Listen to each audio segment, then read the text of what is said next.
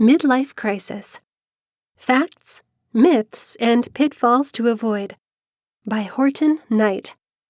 Narrated by Sarah Owens. Chapter 1: Life at Midlife. Midlife is usually associated with dissatisfied events: the empty nest, menopause, adultery, financial issues, an alarming sense of death, and growing unhappiness with the day-to-day grind. Life in someone's 40s and 50s might look like a natural time to tally someone's failures and frustrations, of which there appear to be so many. Remarkably, midlife appears to be more of a crisis in some cultures than in others. While Western societies hang on to youth more tightly, people in the Eastern civilizations revere the knowledge that comes with aging. Maybe Western civilizations are too attached to the idea that there's trouble in this stage of life, when it does not need to be that way.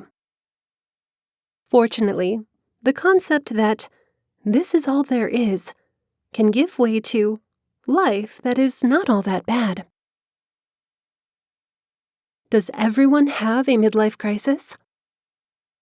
The idea of the midlife crisis typically centers on major life disturbances viewed as typical to this stage of life, like job loss, divorce, the death of parents, or the departure of kids from the home. An acute sense of someone's own aging and the needed efforts needed to make up for it also normally factor into understandings of middle-age angst. But is a midlife dilemma actually a typical part of the life expectancy, something almost everybody should expect to experience? Research suggests otherwise. Some people certainly do go through crises or rough patches after their 30s, and researchers have built a case on that, on average, life fulfillment reduces rather at the time of midlife, before arising again in the senior years. However, there's great variation between individuals, and lots of people achieve new highs at work or in other domains throughout these years. Aging with the right mindset. Midlife usually brings concerns about health, stagnancy in a long marriage, physical aging, elderly parents or caretakers, being neck-deep in a child's college tuition payments, home loan charges, or anemic retirement funds. Those worries are fertile ground for a confounding state of mind that shouts, "It's normal to feel terrible at this stage." Midlifers may buy into this negative thinking and embrace self-fulfilling prophecies. That is how a favorite hobby or pursuit comes to an end. I'm just too old now. In truth, this is the right stage in life to explore new experiences and opportunities. The knees could not work well on the ski slopes, but they might do fine learning an activity such as Tai Chi. While this time period could be a really good period to reconsider one's life, a second life-altering midlife crisis is, in fact, far from inevitable. Signs. Little nagging doubts could appear, motivating a series of remarkable, seemingly irrational events and ultimately great change. An individual experiencing challenges with midlife will ask, "Is this all there is? Am I a failure?" Signs of a midlife crisis can vary from mild to extreme, consisting of fatigue, dullness, or dissatisfaction with life or a way of life, including people and things, that previously provided fulfillment.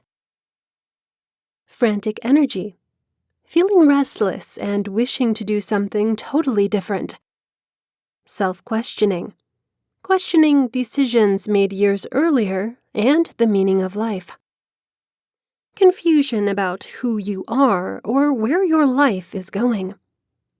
daydreaming, irritability or unforeseen anger, persistent sadness, increase in alcohol and drug use, food consumption, and other compulsions, substantial reduction or increase in libido, sexual affairs, especially with someone much younger, significantly decreased or increased aspiration.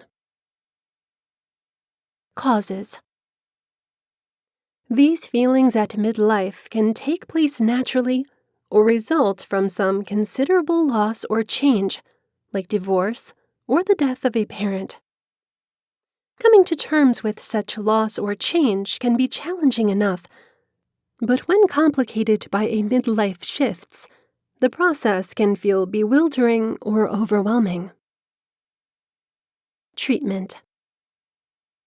Managing the obstacles that persist in midlife takes some time and energy. The following assistance could help people accomplish a healthy living style in middle age. Explore, accept, and share your feelings. Enable yourself to reflect on your life frequently. Devote additional time to your partner, set new objectives, and develop new hobbies. Travel, volunteer, devote time to your kids. Pay closer attention to your mental health, and if necessary, consider joining a group or looking for a therapist. Exercise can help people maintain their health and a level of fitness needed for an active, independent life. Physical decline isn't always an unavoidable consequence of reaching midlife. Much of the physical frailty attributed to aging is actually the result of inactivity, disease, or poor nutrition, and many troubles can be reduced or even reversed with improved living style habits. One major benefit of routine exercise is protection against coronary heart disease. Physical activity also provides security against chronic diseases like adult-onset diabetes, arthritis, high blood pressure, certain cancers, osteoporosis, and depression. Research has also shown that exercise can minimize tension and stress and help people maintain an active sex life. A balanced, nutritious diet plan is also essential to good health, specifically in older grown-ups. Consuming a range of foods helps guarantee appropriate levels of minerals and vitamins. U.S. dietary guidelines also advise that grown-ups reduce their intake of fat, hydrogenated fat, cholesterol, sodium, and sugar as they age. Some grown-ups tend to gain weight in midlife. That is normally due to changes in hormones, but also to binge eating and inactivity.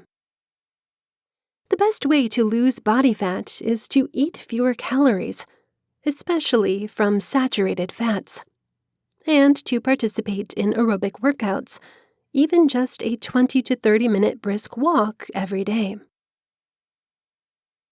Balance and dexterity are capabilities often taken for granted. Routine exercise can help maintain or restore them. A well-maintained sense of balance can also help make up for the lightheadedness in some cases caused by vision changes in midlife and beyond. Apart from this, toned muscles can help to stay away from the weakness and unsteadiness which contributes to falls. Sleep and rest are important rejuvenators in midlife, when people's sleep patterns may change. Grown-ups should include breaks in their everyday exercise program, particularly if they sleep less than 8 hours each night. Exercise can help relieve issues with insomnia also. More symptoms could include some of the particular things shown in the paragraphs that follow. Some people will gradually, yet just go through these steps, yet others will remain in one stage or swing back and forth between them. Any kind of change is either a risk of the unidentified or an opportunity to grow and enhance. If you or your spouse is able to reflect and learn much from the past and look with a positive eye of confidence to the future, you can both have a great experience in this intriguing period of your life. If you or your spouse, depending on who gets hit the hardest by the realizations and ideas, aren't able to do some internal investigation and change, then it could end up being a tough time for the both of you, with severe consequences ahead. Let's go over these stages, which are common for any sort of loss we experience. 1. Shock. An overwhelming feeling that breaks all expectations and is accompanied by a degree of horror and unhappiness. Fear, concern, frustration, and amazement are all included in this moment, which can be quick in most cases.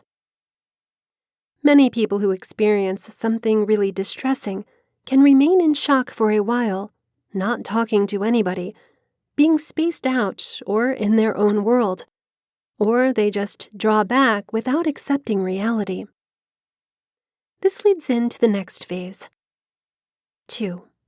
Denial. Remember what people say when something bad happens that they didn't expect? What's the first word they utter? They say, "No." In some cases, they keep repeating it. It's an expression that they can barely really believe what occurred. And despite the fact that the realization is still being pressed on their minds, they try to stay with the past because the past is more pleasant. Denial is a coping mechanism the brain instantly sets off to process the unforeseen loss. When men or women are rejecting what actually took place, they're defending their minds to endure and to move into admitting to what has happened. It's hard for many individuals to face themselves with their losses. How many times did you, as you were maturing, for example, look back at your parents' lives and conduct and gradually discover that they were not so flawless, only to run into the same weak points when raising your own kids? Confessing that your childhood was horrible, or that you weren't well known in school, that you were not attractive or successful, is hard. Self-help experts make the most of this. They talk people into more self-confidence and tell them to dream, to invest in themselves, and to eagerly anticipate the future. And although there's a lot of truth to it, I've experienced a lot of success because of my own work ethic just recently.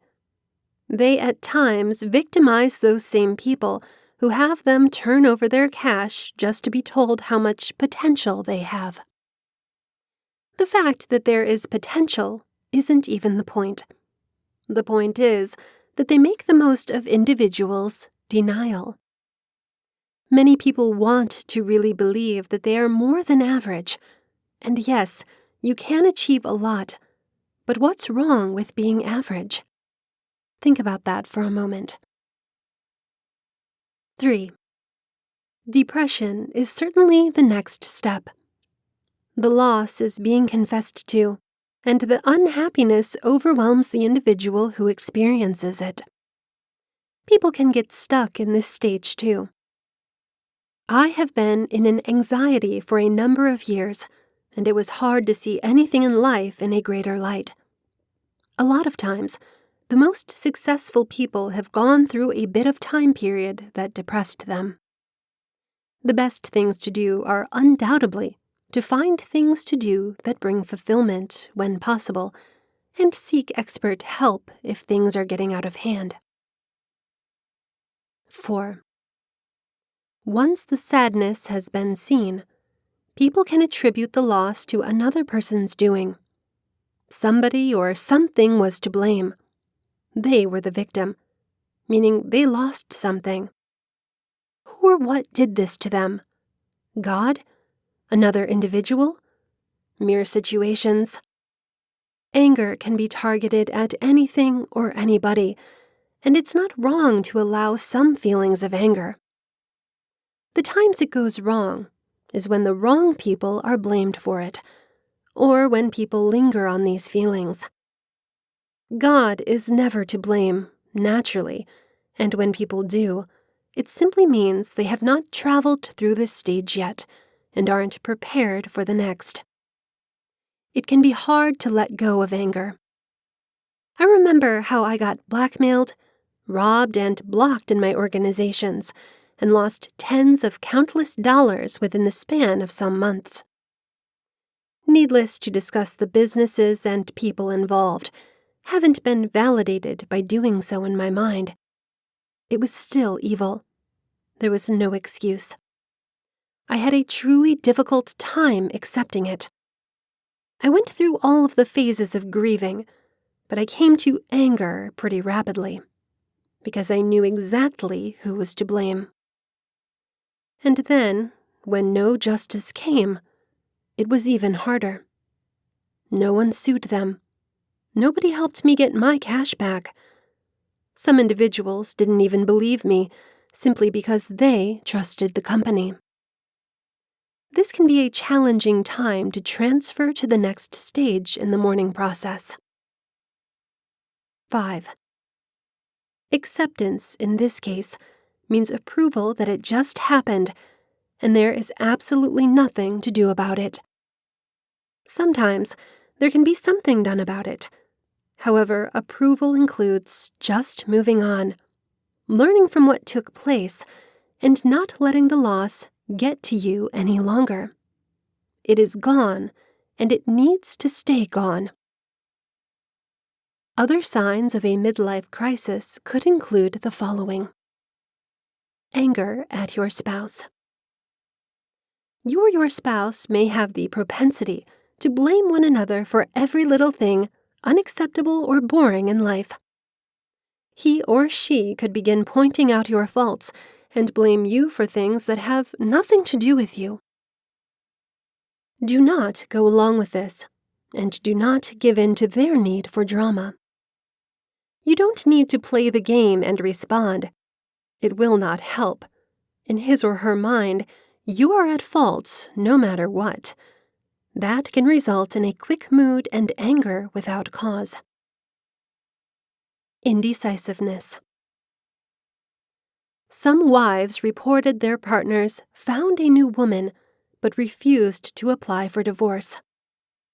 They end up telling their partners that they never ever loved them in the first place, and that their marriage had been a mistake.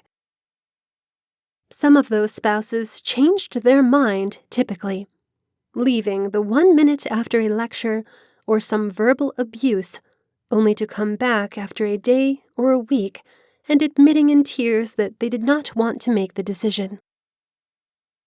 When it gets to this point, there's most likely more going on than basic transition, but the midlife crisis can certainly contribute to this kind of conduct.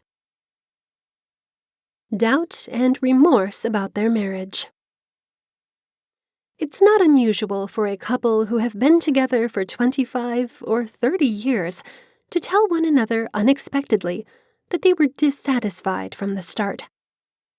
It could happen that a spouse in a midlife crisis implicates you of forcing or manipulating him or her into the relationship, question their love in the old days, and start believing you have been a terrible partner from the start.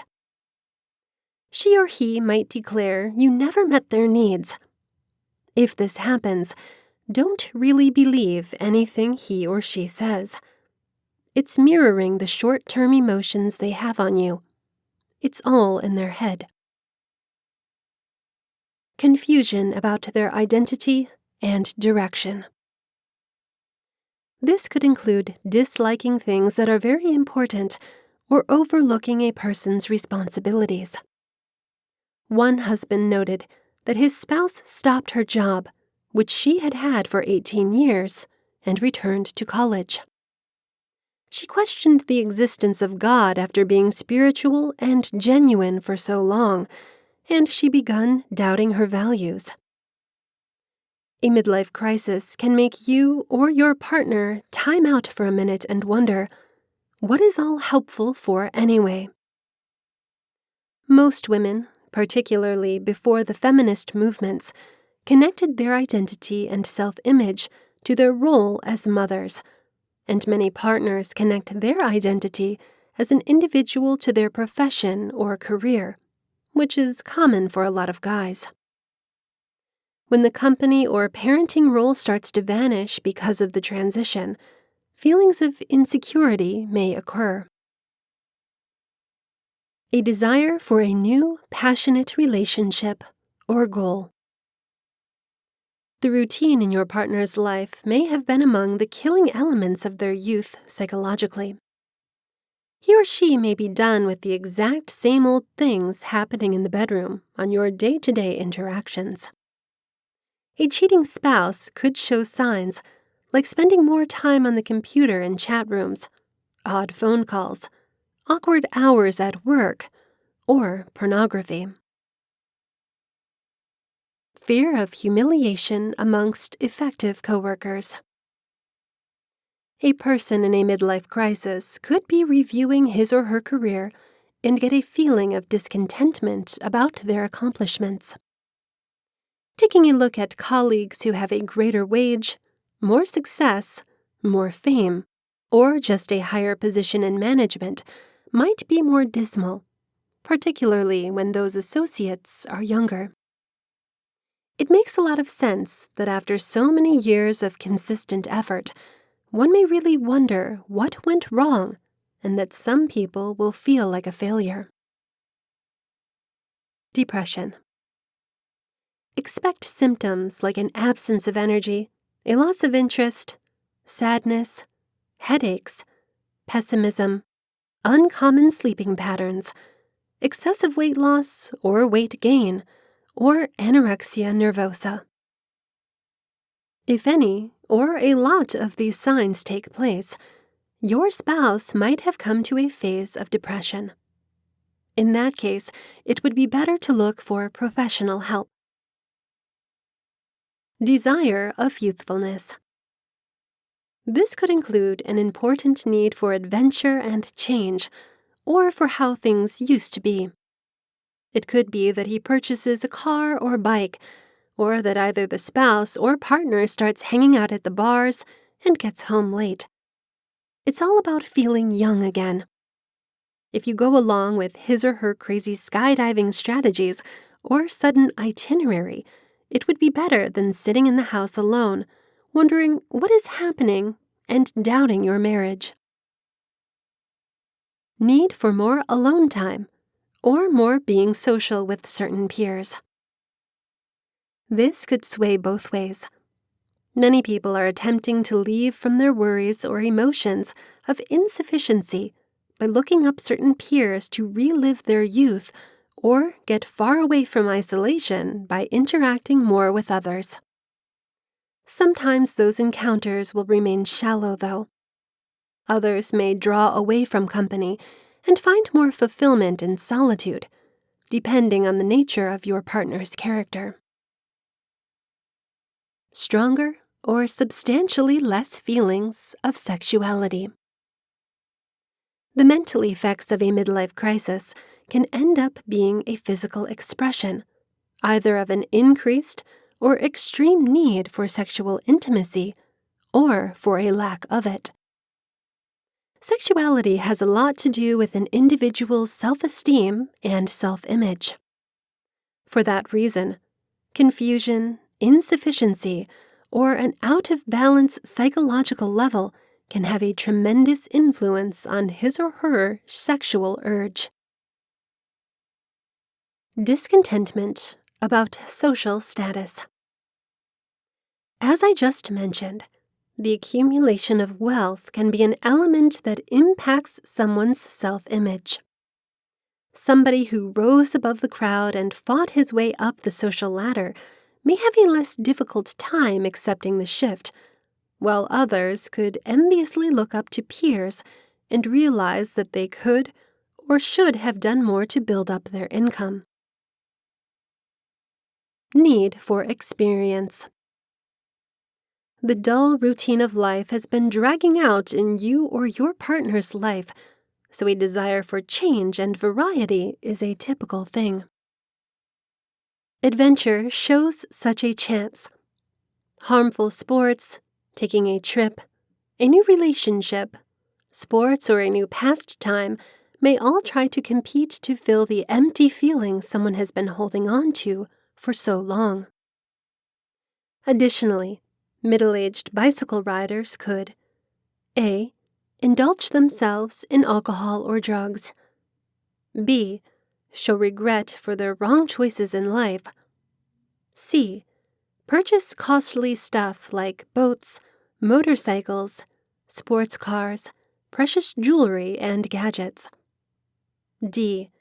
Decide on having tattoos and piercings. E. Start a relationship with younger people. F. Pressure their children to master areas like arts, sports, or education.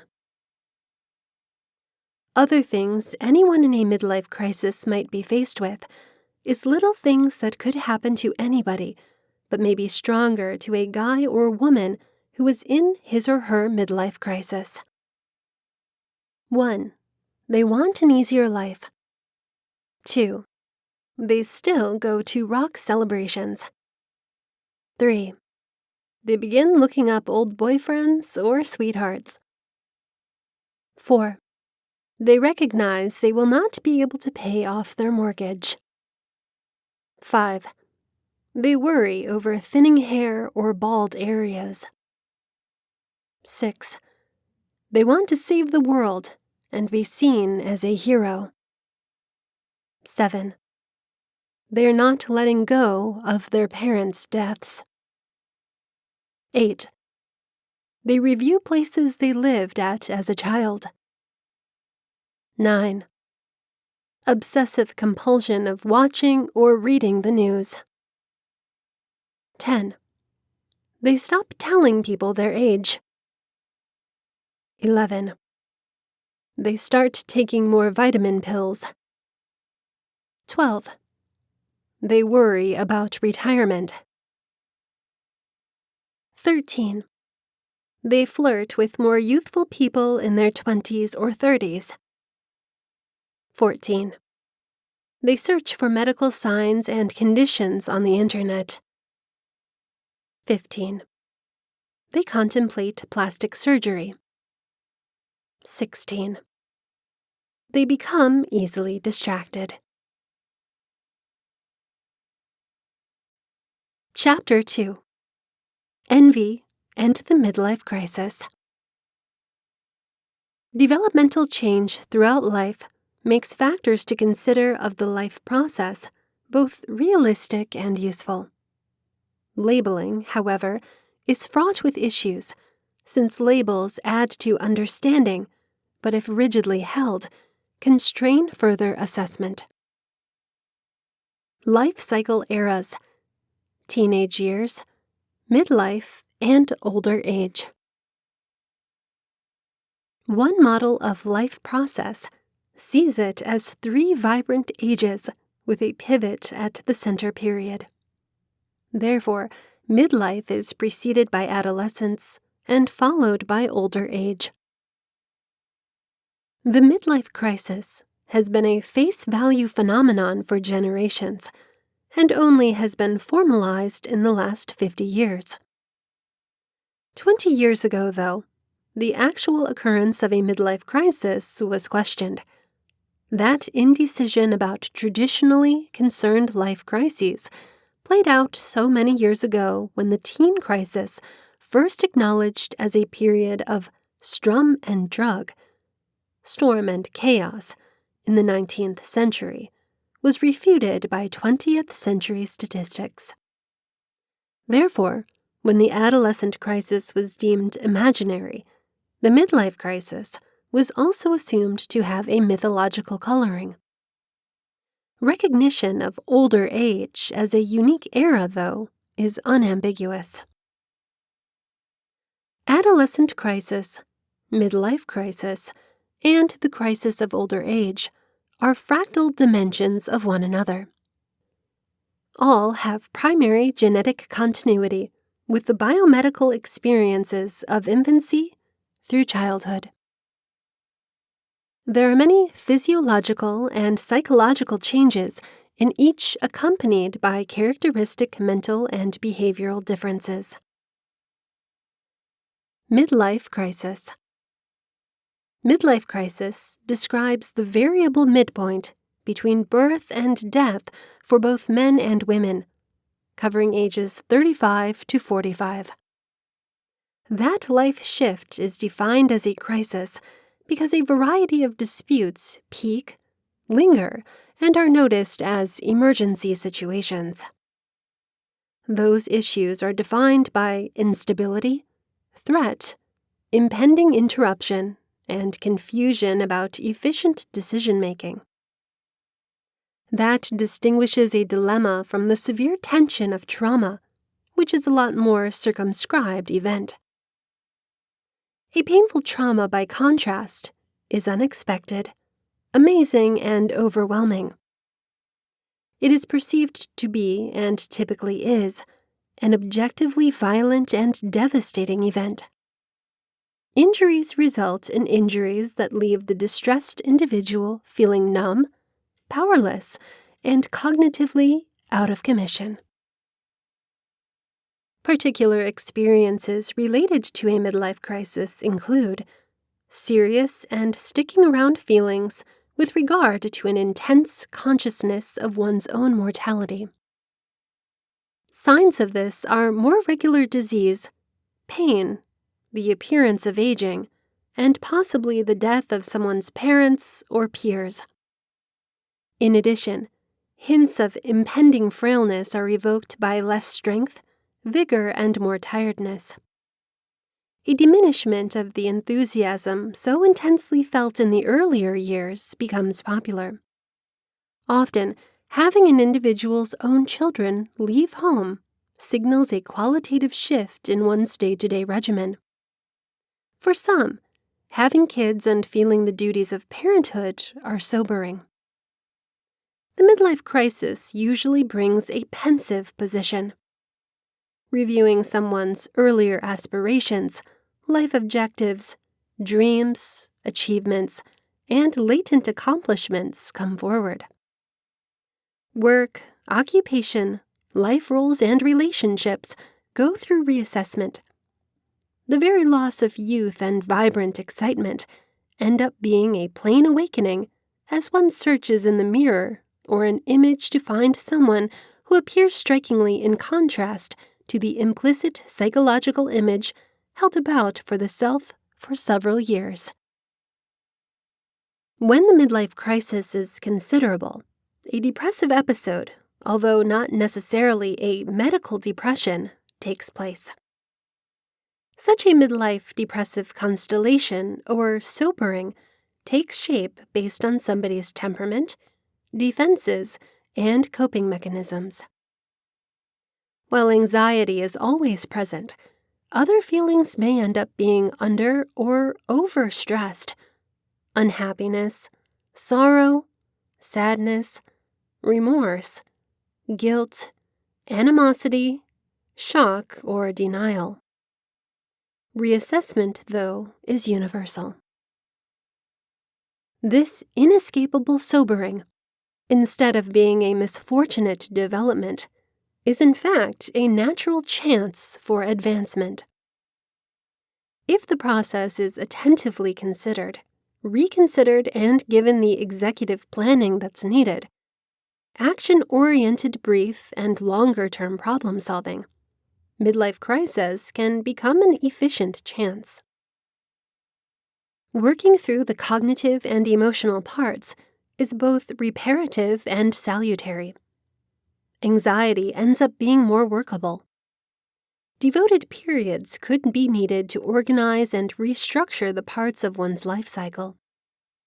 Revamping in time helps fine-tune and further support deeper gratitude, understanding, and combined application.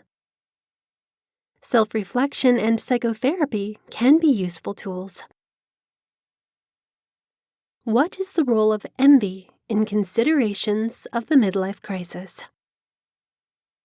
Envy's mechanisms always involve an automatic splitting into polar extremes, idealization and decline.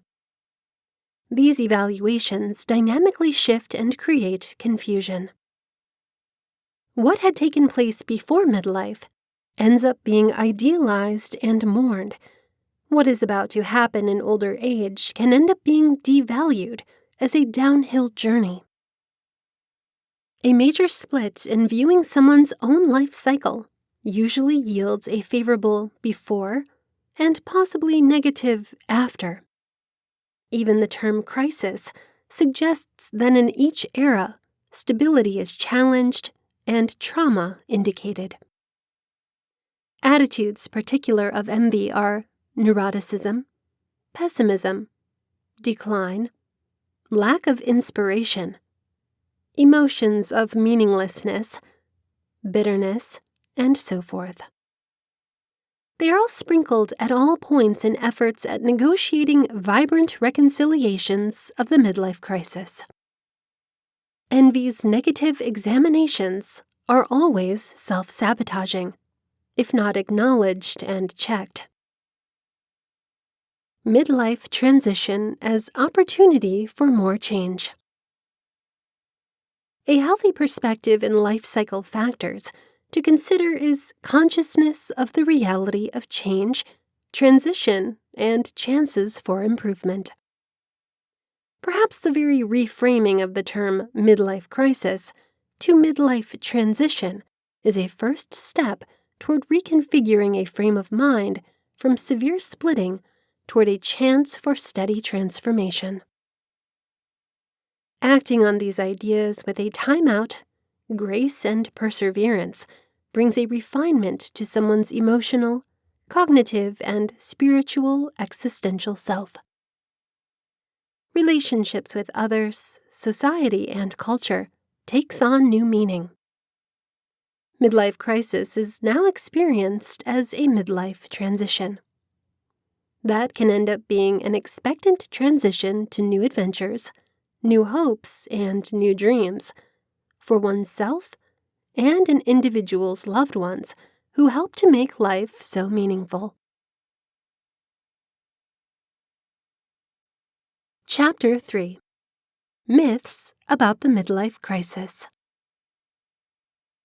Introduced to popular psychology in the mid-1970s, the midlife crisis is now entering its own midlife years.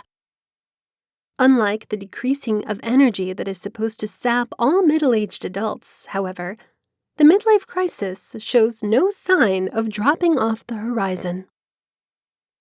Embedded in all media, from literature to the tabloids, the midlife crisis is used to clarify almost each aspect of adult personality, health, professions, and relationships.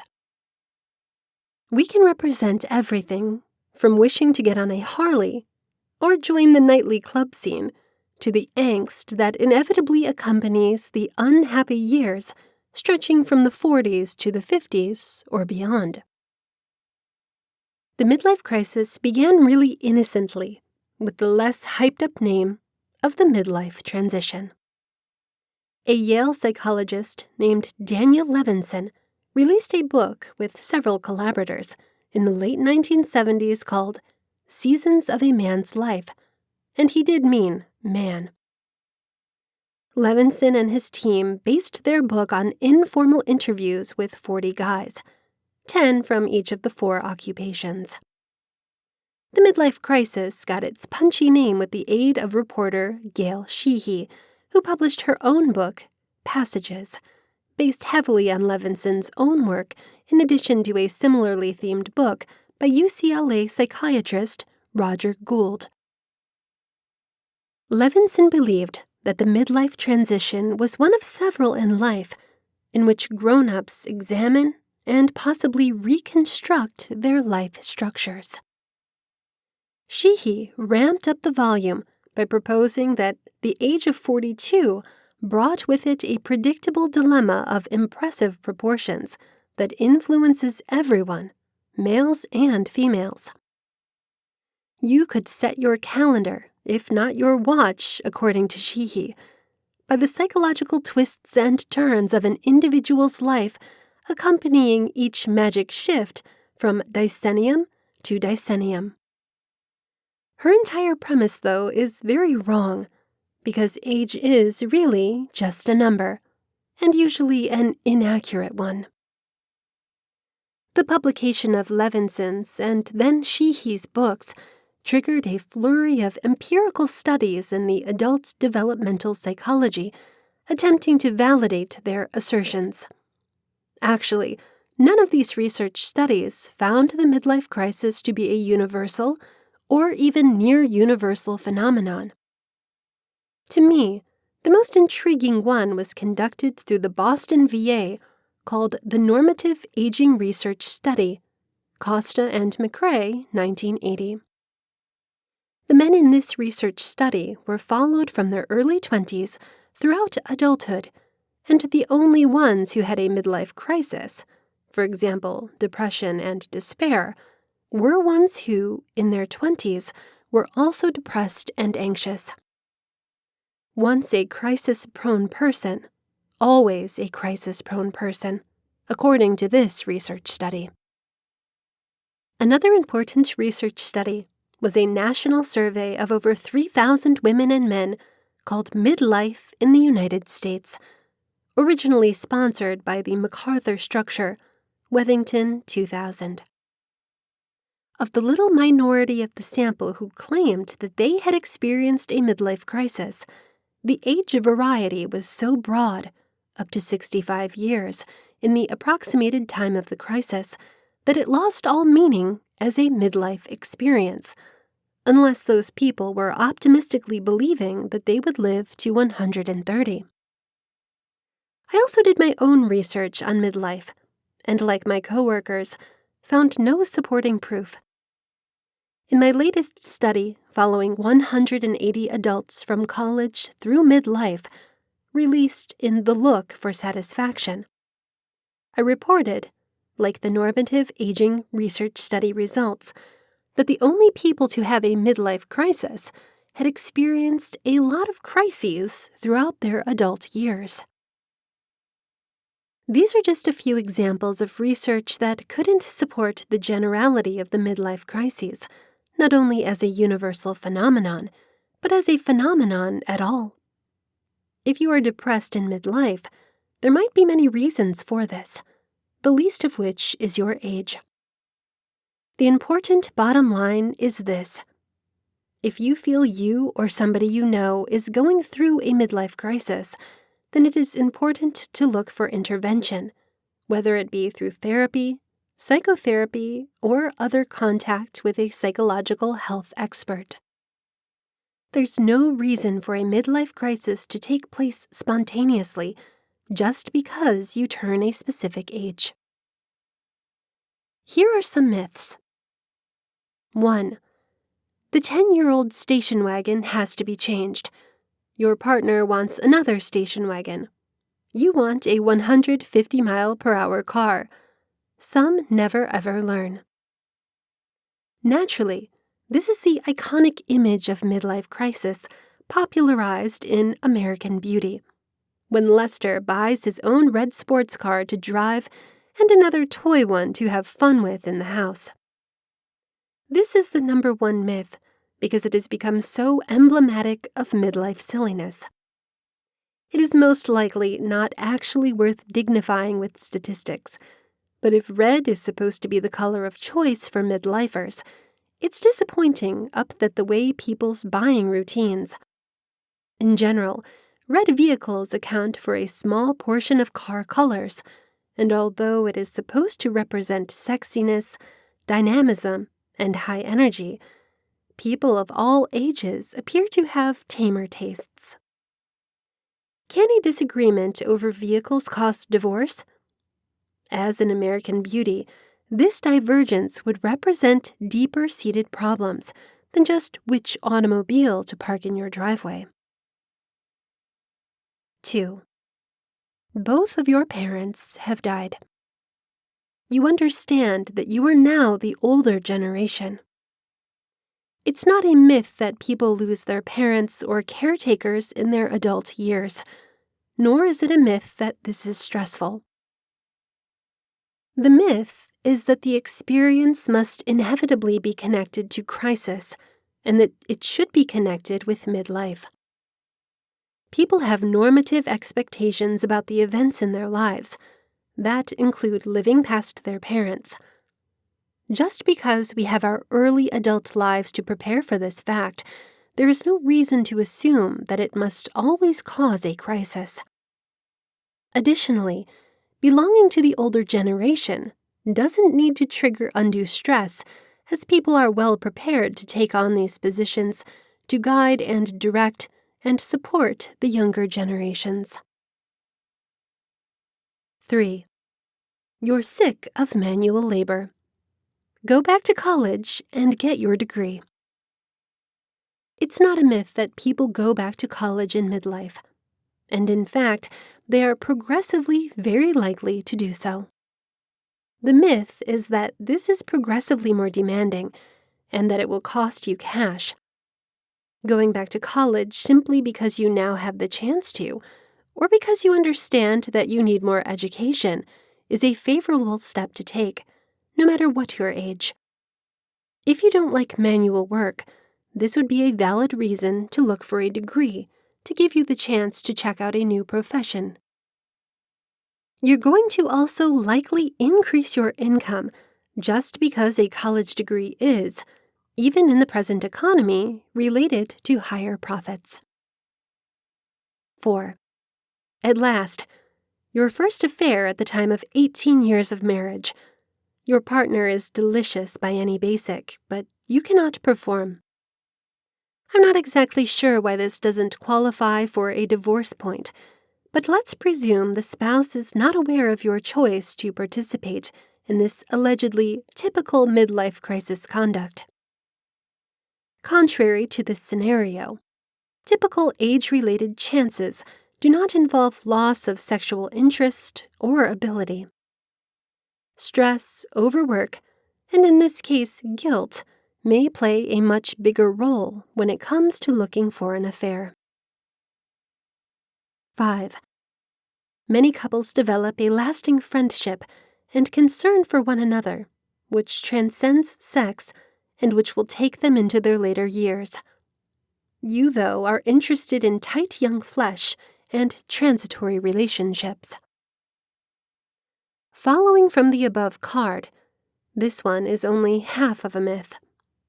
The first sentence is correct, though transcending sex entirely could overemphasize the case. The second sentence makes the first one sound ludicrous. Of course, if you have faith in a midlife crisis, it would make a lot of sense to want tight young flesh. Still, this isn't what most midlife grown-ups really want or even do. Rather, most couples actually do enjoy the ties that bind throughout the years, and they have an active sex life at the exact same time. 6. You have just returned from your class reunion. You were the only one there who wasn't a sensational success and who could not remember the school song. Not succeeding is easy to understand, but you wrote the school song. Let's unpack this card to find its two hidden myths. Myth 1 is that you were the only one there who wasn't a sensational success. At the time of the throes of a midlife crisis, so the myth goes, you must come to grips with your inability to realize your vibrant dreams. Narcissistically, you're convinced that everybody else takes a look at you as a failure. In reality, many people aren't so narcissistic that they believe that everyone in their social circle is looking at them. Myth 2 is that you could not remember the tune you wrote. This uses the myth of unavoidable memory loss, or senior moment, as part and parcel of midlife. Unfortunately, once people begin to purchase into this myth, they could actually intensify their chances of keeping their cognitive function in great shape. 7. The wrinkles in your face are becoming excruciating. Make arrangements for a facelift and begin to stress. It's true that wrinkles accumulate as people grow older, though one of the worst perpetrators, the sun, can quickly be avoided if you start using sunscreen when young. Still, does everybody feel that these wrinkles are truly excruciating? Again, the midlife crisis myth says that as we age, we inevitably feel despondent about our aging faces. Having said that, the reality is that people accept changes in their faces and somewhere else because they take place slowly throughout life.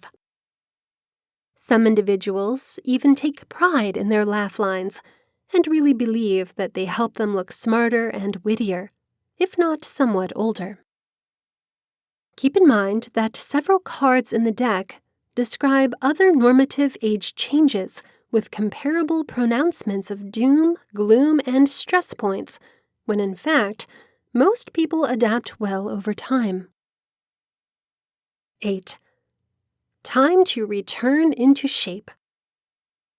This myth about midlife assumes that starting to work on enhancing your health through diet and exercise is inevitably undesirable and difficult. Contrary to this myth, choosing to enhance your health isn't a reason to increase your stress levels. Actually, exercise is just one of the best ways to maintain your physical and psychological functioning and constantly keep from some of the other problems thought to be intrinsic to midlife. You'll be far better able to deal with stress by returning into shape, and you'll also make certain that your midlife doesn't refer to 20 or 30 rather than 40, 45, or longer. 9. At 3 a.m. on Thursday morning, June 16th, you discover that you have no value system. No answers regarding what is really crucial and beneficial in life. That is a trigger for concern. Or is it? This midlife crisis myth is based on the presumption that the desire to find meaning in life strikes with a revenge when people hit their 40s. Not as demanding as being able to not perform while having an affair, but stressful nonetheless. Contrary to this myth, people slowly develop in their values, beliefs, and insights as they go through life. There is not likely to be one point that anybody could identify during which they became mindful of their values or lack of values, or that this point is even attached to a specific age. Ultimately, you'll have greater well-being if you can move to a point of recognizing what is essential and beneficial. 10. Give up your high-paying, high-pressure job to work with clay. You develop a deep respect for mud and tolerance for poverty. I would agree with you other than for the implied presumption that the only way to minimize your stress is to forfeit your job and chase after your dream job. Instead, people can lose stress at any point in life by making the most of some of the extremely exact same techniques we have already looked at: exercise, values explanation, career changes, looking for interference if you're having personal or relationship issues. It may be fine to give up your job and seek creative satisfaction, but it's more realistic to include steady, stress-releasing, enter your everyday life, at least in the beginning. To summarize, there isn't a single part of the mythical midlife crisis principle that includes positive development or change. These leading 10 myths are each uncomfortable in their own way, indicating that as we age, we inevitably must handle loss, failure, relationship problems, and existential despair. Perpetuated by the media, which is still fascinated with the concept, the midlife crisis is the mental equivalent of a hurricane. Most people are more likely to follow a disaster in the news than they are to pay close attention to the peaceful status quo. If you're convinced that you are having a midlife crisis, it might be beneficial for you to act on the parts that worry you the most, whether it is your health, your relationships, your job, or your well-being. The midlife years span many decades, and with luck, or a little help if you need it, can be physically and mentally gratifying ones. Chapter 4. Preventing a Midlife Crisis. Many people who have a hard time during midlife and go into dilemma mode do so just because of external elements. They may be experiencing tension in their life that makes the shift harder, or they could have a youth problem that was never handled that comes into the surface during this time. Some changes typify this time period: misery with life, dullness, an important need for change and adventure, questioning their choices. Here are some external factors that can set off a midlife crisis, some of which I mentioned earlier. 1. Debt.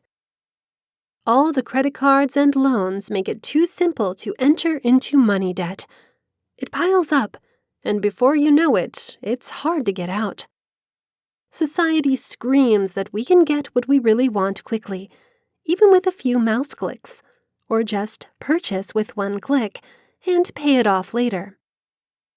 The middle-aged period in life can already be difficult, but attempting to pay off debt might add a lot more stress. Debt management firms can help you with your financial resources. An individual in a midlife crisis can draw the incorrect conclusion that it is simpler to ignore his or her family to keep away from the battle against financial debt. 2. Death of a parent or caretaker or loved one. Grief can add to the doubts and indecisiveness a person is already experiencing. That can become overwhelming, especially when their burial and funeral service use up a lot of time, money, and organizing. 3. Avoidant character. A person who builds up stress inside rather than confront their fears or issues can end up being mentally distant. Generally, those with such a character have a harder time finding direction in life. Embarrassment, guilt, and rejection can play a part in their everyday feelings.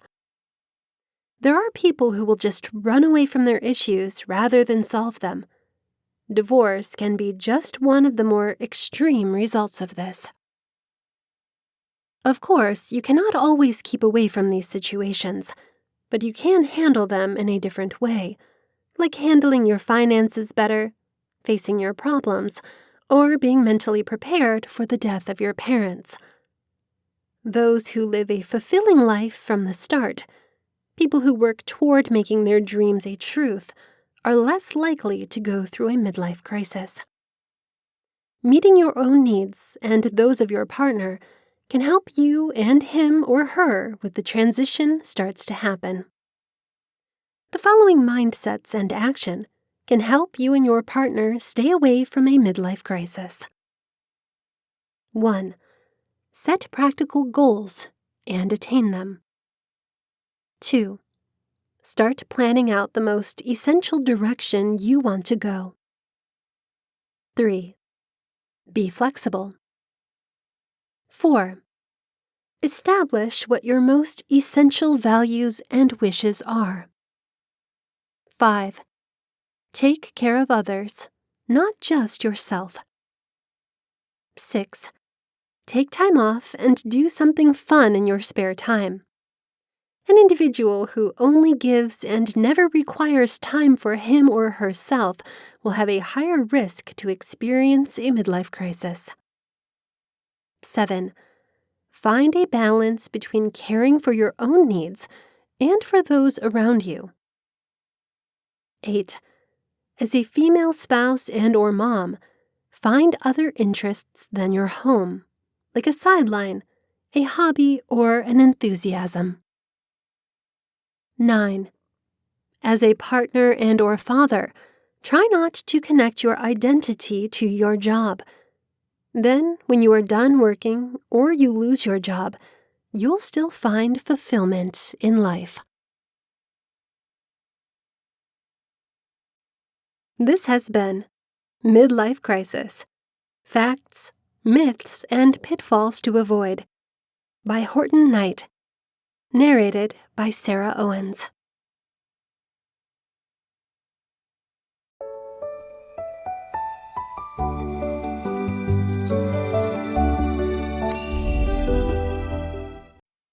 Midlife Crisis: Men and Women Who Have a Midlife Awakening by Horton Knight. Narrated by Sarah Owens. Chapter 1. What is a midlife crisis? Let's check out the problems of aging, the many phases some people go through, and why some people suddenly feel a desire to party after 30 or 40 years of effort. Basically, a midlife crisis is a shift, usually made at age 43 or 44, that lasts for 3 to 10 years for men and about 5 years for women. It's a natural stage that could include a desire for a way of life change and a lack of fulfillment. The age can differ a lot, ranging from about 37 to 50 years of age, but what is necessary is what the signs are and what you can do about it. That is, what will really make a difference. The term was first mentioned by Elliot Jacques in 1965, showing that grown-ups come to an age when they understand that they only have so much longer to live. They experience the fact that their life is halfway over. It sounds sort of depressing when you put it like that, doesn't it? You only have half of your life to live. Ugh, that would make me think as well. Actually, I have to admit that, though I am in my 30s, I do think about death in some cases, and the time I have left to live. When I look back, I understand that, though I have done and see a lot, the time moves along and in some cases appears like it went by quickly. When you contemplate life, it seems that way. But when you are in a moment of impatience, irritation, and disappointment, life doesn't seem to go quick enough. All of us experience this from time to time. Followers of Sigmund Freud were given ideas of impending death, which triggered them to come up with the concept of a midlife crisis. Just like Freud referred to the certain phases in an individual's life when he or she is young, like the first 10 years, his followers discovered a stage in someone's life that was common for many who pass through the discussed time period.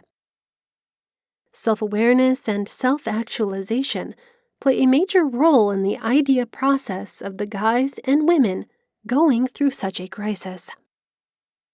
They end up being more reflective about the time that has passed and what they want to do with the time that they have left. Usually, these pondering moments work together with skeptical emotions about one's life goals and a desire to get into a different direction. In some cases, people who find themselves in a midlife crisis have been pursuing a particular course in their professions or spent their time raising children and building up an income, and all of a sudden, or gradually, they realize they only have so much time left. This results into desiring more fun, more meaning, more attention, or the feeling of having actually done more advantages in life. A midlife crisis can happen when those thoughts turn into severe turnarounds. For some people, a midlife crisis can become depression and the requirement of psychotherapy. Things that happen in someone's life can set off a midlife crisis, like the death of parents or caretakers, the incapability to have any more kids, changing jobs, giving up jobs, a health condition, or other modifying scenarios. It can include family matters, work, religion, financial status, and identity changes. My father-in-law has 8 children. He has had the exact same job for over 15 years. When he unexpectedly got fired one day, happened just recently, he went a little nuts. He ignored his body by not eating or sleeping enough. He made an application for a lot of jobs he didn't stand an actual chance for, which was all right to get payments, but also looked like it acquired his mind. He spoke about barely anything else, got back into a computer game addiction, and lectures his children about random rubbish at the most random moment. It was hard to see how he was partly losing his mind. The midlife transition is considered more of a typical part of life nowadays. Psychologists see this stage as very normal, as long as bothersome consequences don't take place. Many people just reassess their priorities and keep it at that.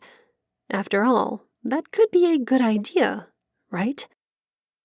Some people may see it as an opportunity, a chance with more time to follow up on their dreams. Others can connect with their opposite sex side, like guys being more feminine, cooking more regularly, or volunteering to look after the children, or women attempting to master sports, professional accomplishments, academic accomplishments, or status. Men and women, the difference.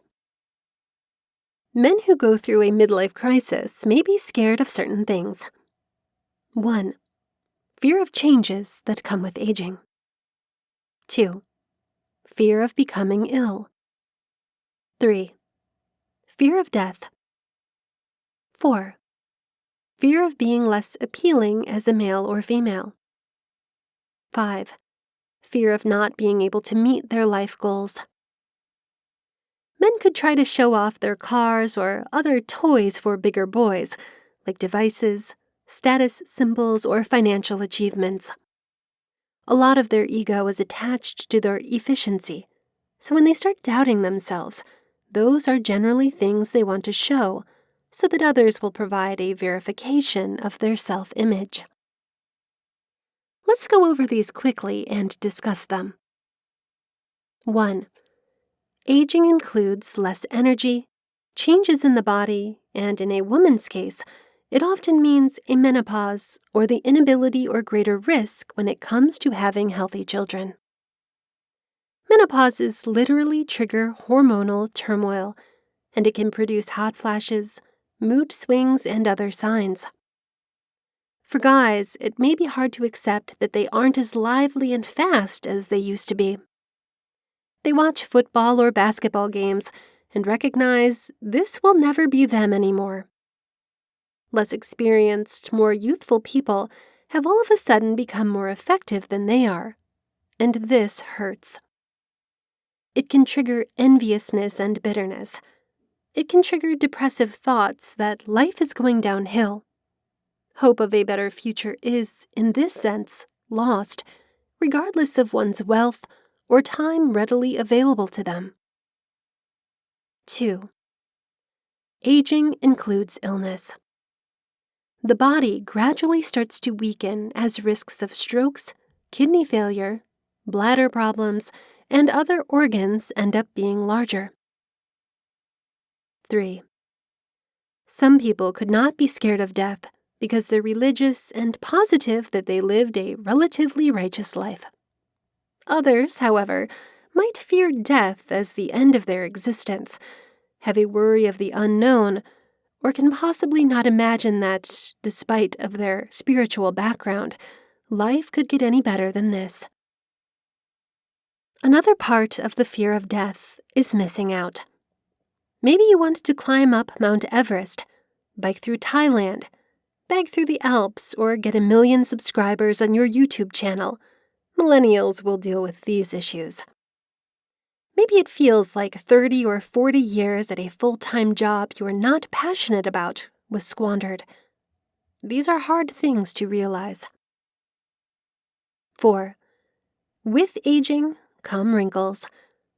Youth is usually more attractive. This is purely instinctive evolutionary thing. It's basic, and there's no rejecting it. Attention for your looks at old age might not come as quickly any longer. This may be much more challenging for the ones that considered themselves or were considered by others to be extremely appealing when they were young. With time, that attention lessens. New motion picture stars, well-known individuals, and other attention searchers arrive. That can harm one's self-image. 5. Time is running out, and some people could have had life goals that they haven't met. If some of these goals have become out of reach, then stress and fear are really common as an effect of the loss of lost-out chances. For most ladies, on the other hand, there are different causes. They finally reach an age where the kids leave the home and they find themselves having more time to do the important things that they have been postponing for many years. Those things can happen to a woman around that age. 1. Being a mother is suddenly over, and she has more time on her hands. 2. She and her partner have striven and are now economically safe. She sees this security as a chance to find new things she has been putting off. 3. She experiences menopause, which means that her psyche and body go through some changes. It could make her question how she has lived her life and whether she wants to change it in any way. 4. A woman may feel that, since she did what she had to with raising the children, she can do what she really wants to now, being more selfish and refusing to babysit the grandchildren. Most women value their identity by looking at their relationships with their children, their spouse, their mom, and so on. A compulsion to take care of their parents or caretakers or grandchildren can be an indication of this transition. Chapter 2. A midlife crisis isn't the end of the world. I'm usually asked how to identify signs of a midlife crisis. There's no one-size-fits-all list, but the most common signs of a midlife crisis I have seen are when you begin to experience feelings of turbulence or pain. This makes sense just because life is more complex in your 40s and 50s. If you've really concentrated on looking after others and haven't put much thought into what you really want out of life, you're more likely to experience a dilemma now. Contributing to your anxiety could regret, wondering if you made the right choices, and insecurity, like thinking it is far too late to change. It's not. There could also be work concerns, such as job stability or lack of work, or health concerns, and the added burden of looking after aging parents. Could it be a wake-up call? So in midlife, you are typically feeling a lot of discomfort, and this pain is your wake-up call. I really believe the turbulence you begin to feel in midlife is your heart rumbling. That midlife crisis you're experiencing is your heart making itself known. The discomfort you feel is your heart reminding you of what you want in life, what you truly want in your life right now. And I do not mean your physiological heart. I'm talking about the heart the way I have come to comprehend a collection of often underused capabilities and universal yearnings for purpose, self-value, connection, and happiness. I really believe someone's heart is what we tap into when we need to find our natural capability for guts, hope, perseverance, love, and facing uncomfortable facts. Anatomically, these heart yearnings and capacities would be mapped onto regions of your mammalian brain and neocortex. They act as a complementary force to the brain regions that activate fear and hostility to change or attempting to new things, even when you deeply, really want those things.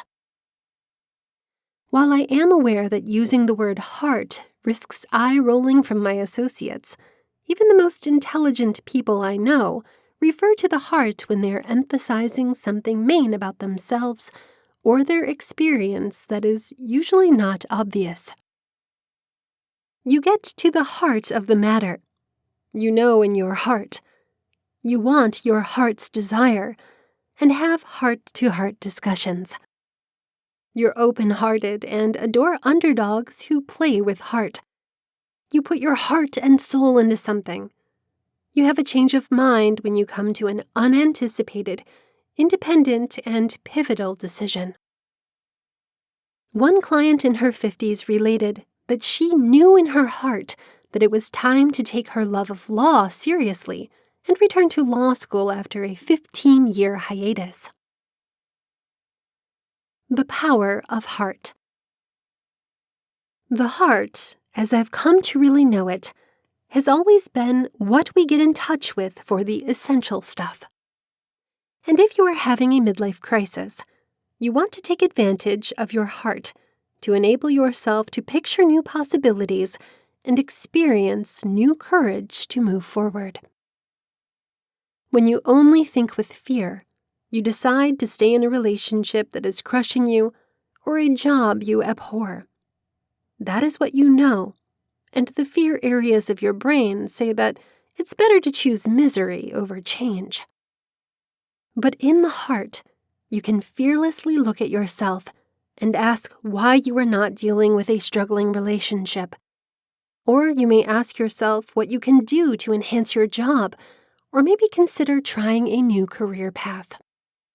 Nevertheless, you are not meant to desert all critical, useful thinking. Rather, I suggest including heart as a complementary resource to broaden your thinking and your capability to stop postponing. Getting back on track. If you're having a midlife crisis, try thinking of it as an actual chance to get your life back on track. Midlife is a time to discover who you are and what you want now. It is a time to try new things, be optimistic, create new goals, and really embrace change.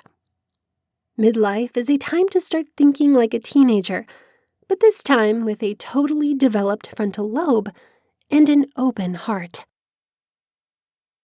I'm not saying that it's going to be simple, but if you want to make it all the way through this midlife crisis, my guidance is to give yourself consent to change.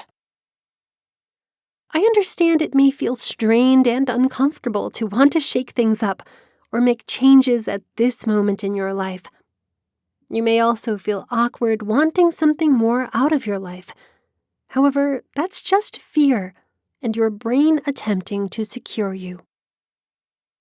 Think of this midlife crisis as a chance to assess what is not working and then bring in the people, spots, and things that will be more handy to you. What do you want in the form of purpose, intimacy, adventure, and engagement that you feel is lacking? Have you been living someone else's dream? Are you tired with your routines? Is it time to admit that you've been stuck in a rut? Looking at the now. The heart urges you to see yourself anew, and it is informed by the you at this moment, not the you in the past. Many people get stuck in the trap of presuming that they need to keep being the way that they were. What second-hand to be right for you 20 years ago could no longer be right for you now. Don't stop changing just because you're not 30 years old any longer. So when you feel the rumblings of your heart, pay close attention to the pain. You'll find that your heart is fine with attempting something different, making mistakes, or making new decisions about your life. It's the fear in your brain that's going to argue, because it wants to stay with your old ideas from the past. But the heart is about going deep in self-knowledge and urges you to unlearn the old and try something new. The change of mind. The heart is invested in growth, expansion, and positive change, not change just for the purpose of change. The heart wants change that benefits you. However, change isn't simple for many people, so I advise beginning small and taking small steps. If you want to make more good friends, start by choosing to smile at 2 strangers today. If you want to change your routines, decide to sit in a very different seat at your family supper.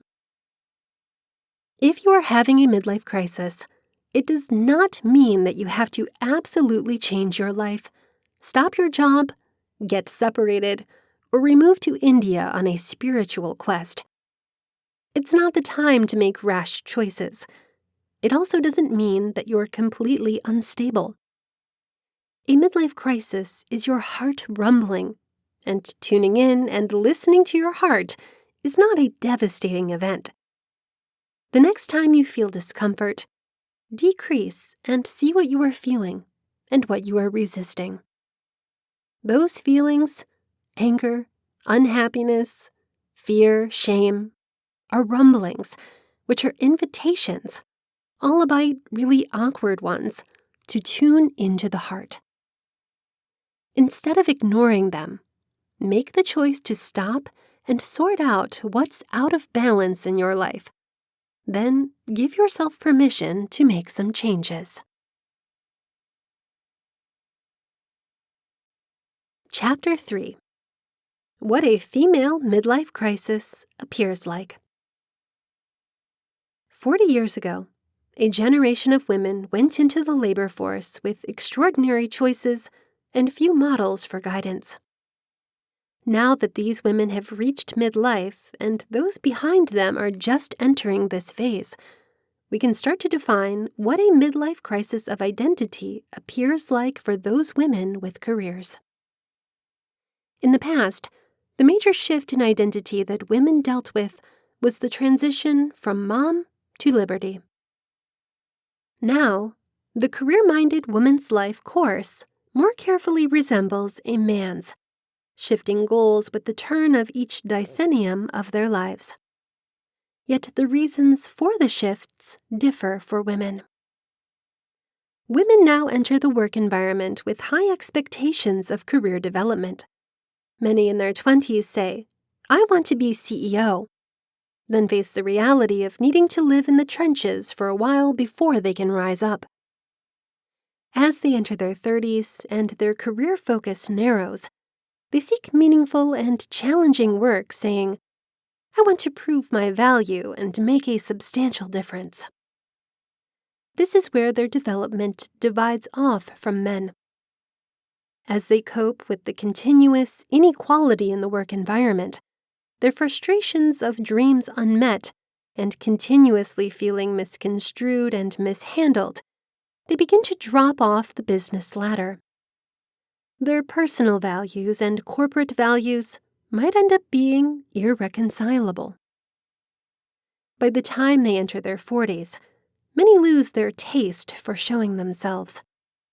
I have met many top performers who feel that they can achieve more working on their own or with a group of informed consultants and coaches. Others take lateral steps to relocate to keep their minds challenged and live their lives in balance. Some drop off the grid to find themselves.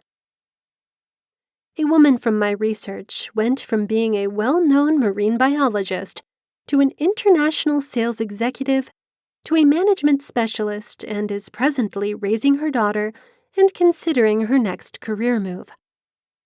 She told me she was always taught to raise her hand. Now in her 40s, She's questioning what she is raising her hand for. These women haven't dealt with a crisis, but they're dealing with the midlife quest for identity. This quest may even endure into their 50s and 60s as scenarios change and desires surface. It is possible that women without careers go through substantial explorations each decennium, too. Having said that, self-sufficient women drop a deeper rabbit hole. Mirroring Maslow's hierarchy of human needs, these women feel the muscle of meeting their needs of safety, sustainability, and status on their own.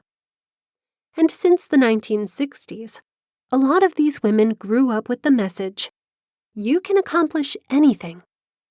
This all adds up to an agitated craving to recognize their potential. For clever, goal-driven women, a midlife dilemma isn't about recuperating lost youth. It has a lot to do with finding the application of their success. The issue is that no one has specified what greatness looks like, so the quest has no particular destination. Having the objective of being great is as hard to define as it is to accomplish. There is always the next great thing to master, which might leave them feeling incomplete. I have come to call this phenomenon the burden of success. If you are questioning what's next for your profession and potentially your life, this is a good time to speak to friends who might be going through a comparable experience. One of the absolute worst things busy women do is put their friendships on the back burner. There is no need to rough it out by yourself. Find a good friend who is also fascinated by personal development, who won't judge the struggle you are experiencing. A great coach can help also. Here are some questions you may check out together. Is there something more crucial and fulfilling that I can concentrate on now? What do I want more of in my life? What have I locked up that is crying to be free? How can I ensure my dedication to living a significant life? Above all, don't let people tell you that you have no right to be dissatisfied with your life. It's okay to lose your stability when others think your life should be smooth cruising. It's fine to question your life's purpose. It's fine to say, "I don't know who I am." It's better to ask the questions and seek the answers than to live a numb life. At times, you have to lose yourself to find yourself. Some call this midlife crisis. I call it the heroine's journey. Chapter 4. What to do in a midlife crisis. We just spoke about how to avoid entering a midlife crisis. In this chapter, we'll go over some things you can do to get out of this frustrating status in your mind. A midlife crisis can be a challenge or a chance. It can provide growth or variation. It's partly in your own hands, so consider doing some of the important things in this chapter to identify the best outcome. For instance, take these things into consideration. Accept adult life. A kid's life may seem worryless, since all they do is play. Adult life involves hard work, stress, and doing what you should rather than what you want. I encourage you to accept the obstacles and triumphs of adult life. Pat yourself on the back when you finish a long day of work and watch your preferred show for 20 minutes. Review how much you could have learned more about business, marketing, selling, repairing things, writing, psychology, or any other field you have operated in. You are so far ahead of where you were 30 years ago. Don't take that for granted, and give yourself some appreciation. Value the relationships you've developed, and that includes the friendship with your spouse. Probably you have a fancy network of friends, family, and acquaintances, which you didn't have some decades ago. Enjoy the issues you do not have as an adult, like bullying from peers, looking up to adults, being dependent, less control of emotions, a lack of knowledge and know-how, physical inadequacies, and so on. All those things become part of the kids' and teens' lives. Every age has its challenges, except yours. Don't see your life as a failure, even if you have not done everything you really wanted yet. Popularity and fortune are so overrated, while success in the home as a partner, spouse, father, mom, provider, or positive influence are severely underrated. I am certain there are people you envy, but there are most likely even more people who would envy you if they knew everything you had. Be patient.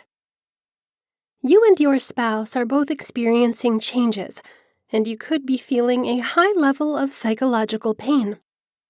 Don't expect to make changes overnight. Give it some time. Do not beat yourself up for relapsing or not moving on rapidly enough. Acknowledge what your disappointments are and think of the best solutions. Finish it.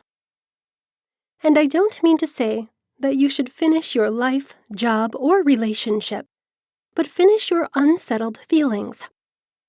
There might be things boiling beneath the surface area that you haven't dealt with yet. These can return when you're in a midlife crisis. Maybe this is odd, since you're experiencing them in the present and they come from the past, but that is the way it is. An example may be a partner who feels unloved and insufficient as a kid. To compensate for this feeling, he works hard and shows to be a loving husband and father, but his earlier emotions of unworthiness aren't fixed, just buried.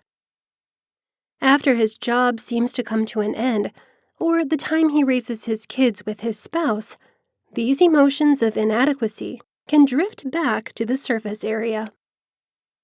Therapy can aid with being confronted with this, so that it can get out of his system.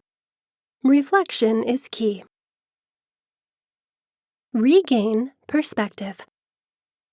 Some people may have had unrealistic expectations, impressions, or dreams in their childhood, or when they were going into the adult years. Some of these dreams turned into frustrations and were shattered. Needing to give up a dream ought to be considered a loss, and as with any loss, a grieving process is mandatory. Discouragement and dissatisfaction have to be overcome, and the new reality needs to be accepted. Refine your values and try to see the success you've had. Be grateful. Look at what you have rather than what you don't have. Don't just compare yourself to wealthy and popular people. There are millions of people who most likely are living a worse life than you. Being grateful for your family and friends, your possessions, your personal progress, and the experience you have had can help you be more positive about life. Feelings are just emotions. It's okay to feel like you want to escape your home or family at times, but to act on it is an entirely different thing. Think thoroughly about the consequences of what you do. If you feel like going on a particular trip that involves proper home entertainment or experiences, then you could consider and go over that with your partner. But if any of those strategies include losing your monetary means, or a lot of them, unaffordable risks, or irresponsible behavior, then find out what attracts you to those ideas and talk it out yourself. Be realistic. Do you want to travel the world, start your own business, or return to college? Then jot down each possible result, every means you really need to accomplish that, and assess if it is even worth it. Don't make impulse decisions. Just make changes that could make you a much better person, and do not get stuck on your spouse's flaws. Get a life. A pastime, a fitness center, a routine, a new passion, a daring, economical trip, anything. You can write books like I do. Begin taking art or music classes. Find out about sports in the area, or spruce up the place. Psychological research has shown that when people are creating something, they find the most fulfillment in life, not when they're just hanging out or watching others live their lives. Keep away from self-pity. The unhappiest people in life are normally the ones who are obsessed with their own problems. Wallowing in self-pity or feeling sorry for yourself is devastating. Get over the damage that has been brought on by taking it out on something healthy, like a punching bag, computer game, or the gym, or by simply finding chances to volunteer or help others. The best remedy to self-pity is losing yourself in the service of others. Okay, so maybe you're not going through a midlife crisis, but your partner is. In the next chapter, I'm going to give you some ideas on how to deal with that. Keep reading. Chapter 5. What to do with a partner in a midlife crisis. In this chapter, we will go over some things you can do to help or handle your partner when she or he is experiencing a midlife crisis. Accept. When your partner is in a midlife crisis, it is better to accept who he or she is or wants to be, and not forcefully attempt to improve the situation by pushing him or her into something they are not ready for. You can't bring your spouse back in an instant. It requires time. Do not deny what's happening either. Acknowledge that your partner is having problems. What is happening to your partner and your marriage is something a lot of people are going through. No guilt. Do not blame yourself for everything. Your partner may have become more critical of you, blaming you for the discontent he or she is finding in life. Don't take this personal and be out there to help him or her instead of defending yourself continuously. Make sure his or her dilemma doesn't define your life. Acceptance is difficult, but the earlier you start accepting, the sooner you'll find fulfillment yourself. Behavior. Stop thinking about his or her behavior. This can make you worry more than you should. You cannot control your partner. Whatever happens, happens. If he or she decides certain things, there's only so much you can do to promote or stop it. Do not spy on your husband or wife if you suspect something. This will only set worse things in motion. If you believe anything, discuss it. No advice. Don't even suggest to look for expert help unless he points it out, and be careful to give guidance, especially if he or she is not asking for it. You do not have to repair your spouse's issue. Nobody likes to be told what to do, and somebody in a midlife crisis could be the last person who is trying to find that. Set limits. Don't let your spouse's conduct cause any problems in your life. Some conduct is acceptable, and some is not. Set clear boundaries, and don't get into fancy explanations. Simply let him know what you won't put up with, and tell her or him in a caring way that being a cheater, disputes, and damaging behavior are considered unacceptable. Deal with your emotions. Your spouse might have become irrational and dumb. It's as simple as that. She or he is just confused now and could turn around later. But in the meantime, You have to process your emotions in a healthy way. Stay calm and range yourself from things that you may take too personal. If separated, no neediness. If you are split up from your spouse, don't start conversations or talks about the issues you are experiencing in your relationship. Don't tell your spouse all the time that you want him or her to come home earlier, and don't appear clingy. That will only push him away. He or she is attempting to temporarily get away. Let your partner do that. He or she needs to get it out of his or her system. Not the same room. Unless he or she requests it, do not spend too much time in the same room. Give him or her space, and don't get in touch with each other too much, or bring up concerns from the past which have caused psychological harm. For now, do not plan excessively together. Your spouse may want some distance, and pretend she or he isn't married any longer, just for now. If you include your partner into all types of family activities and push him or her to participate, you are just putting on more pressure and pushing her or him away. So for now, forget about it a little. Do not aid with kids.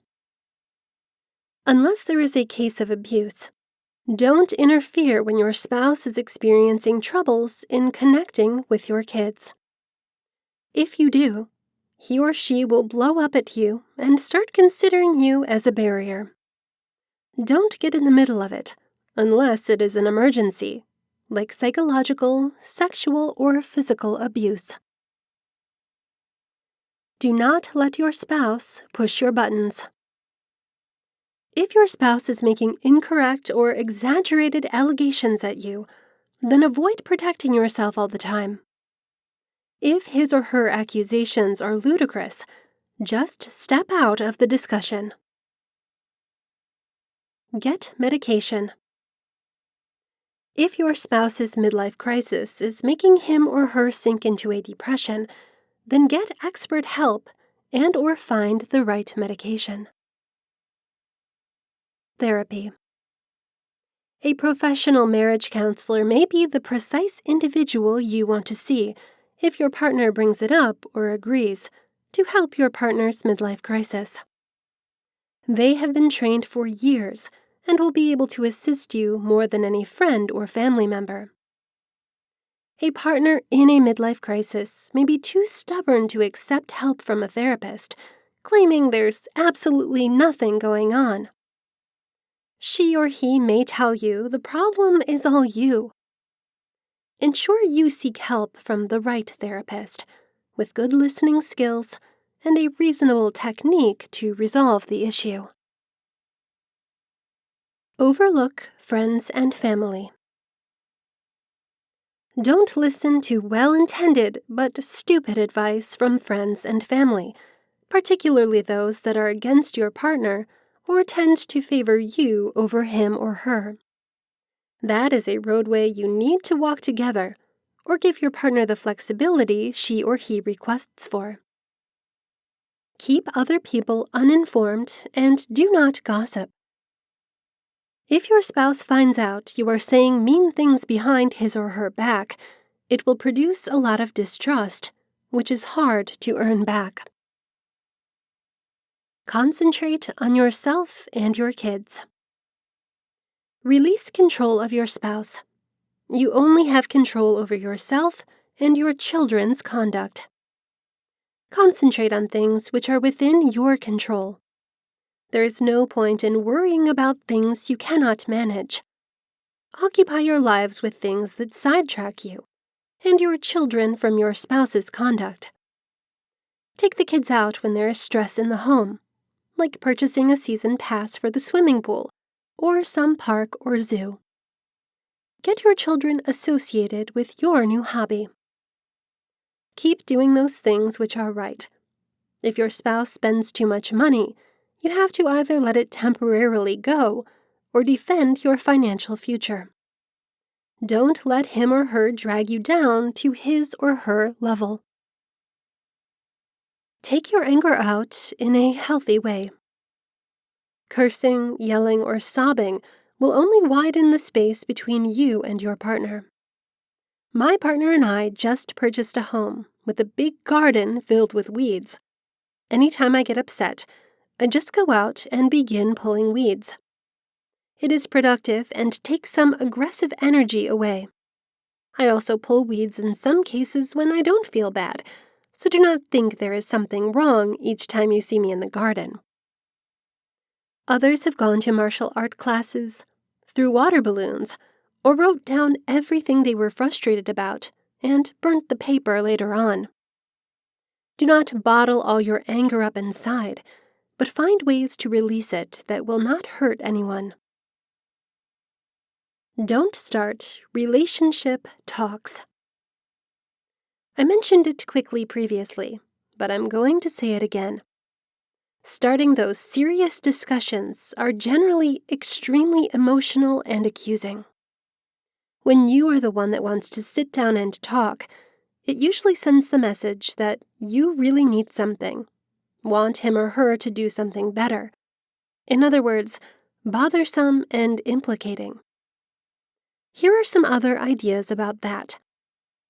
If your husband is in a midlife crisis, then keep in mind he may not want to sit down and talk. Lots of men want to be productive, and some are not extremely open about their feelings. If, and that's a big if, he wants to talk, he might like it better when he is drawing, playing a video game, playing a board game, jogging, cooking, working out in the fitness center, or doing something else that helps him unwind. If you do not, he could get bored and more annoyed. If your spouse is in a midlife crisis, make sure you just sit down and listen. Nod and say, "Yes, I understand," a lot, and don't try to fix her issue. You even need to take care with repairing her problem if she asks you to do so. You might make an idea, but a lot of women already know the resolution. They just want to reveal how they feel and unload. You would be doing her a huge favor by spending your time listening to her and asking follow-up questions. The key to any of those conversations is listening without judgment. Don't try to figure it out, how to help, no matter how irrational or idiotic your partner's claims or statements sound. At this particular moment, they are in a stage that might help keep them from thinking straight. Keep that in mind. Just remember that he or she might not want to feel like he or she is in a relationship at this moment, so talking about it is the absolute worst thing. Rather, become strange, play the a little harder to get game, and get a life, so that she or he may ultimately see what they're missing out on. Legal action. This is a last option, so only if there's abuse, theft, waste of financial resources, danger, serious and believable threats, destruction, cheating, or anything serious like that, then there's always the option of legal prosecution. And when you take this step, the entire game changes, with tons of amenity, arguing, and mistrust. So ensure that you only use this as a last resort. Chapter 6. Tips for Enduring a Midlife Crisis. Somewhere between forever young fantasies and surrendering is reality, the real battles confronted at the time of stage I call emerging maturity. The midlife crisis has become related to the bad picture of the 40-year-old guy behaving badly as he yearns to return to his youth, a hackneyed cliché rendering the term reasonably useless. Right below, I describe the first step that helps us move through emerging maturity. That psychological process is an outgrowth of writing, admit it, a book that investigated how women handle the psychological reactions they have as they reach midlife. Although the book was directed mainly toward women, it taught me that the challenges they experience and the options they seek apply to us guys as well. The fellows I spoke to at lectures, on the radio, and blog sites typically told me about feeling dismissed, just as if their aging experience had been decreased to the midlife crisis cliché. Emerging maturity, on the other hand, was a life challenge they could connect to, one that could be dealt with without dreadful results if appropriately comprehended. Step 1. Recommendation of the uh-oh moment. Acknowledgement is the initial step in fixing most mental dilemmas, determining and clearly comprehending the difficulty being dealt with. In terms of emerging maturity, I suggest beginning this process by substituting a new image to replace the old one associated with the midlife crisis. So, imagine this. You have been driving along a familiar road, and you hit an unforeseen traffic circle. Taken by surprise, uh-oh, you're not sure which way to go. You have some alternatives. You can go around and around the circle, feeling puzzled, getting nowhere, like when somebody says, "Oh no, this can't be all there is." You can simply go straight, because that is what you know and have done before. It's what we call going through the motions.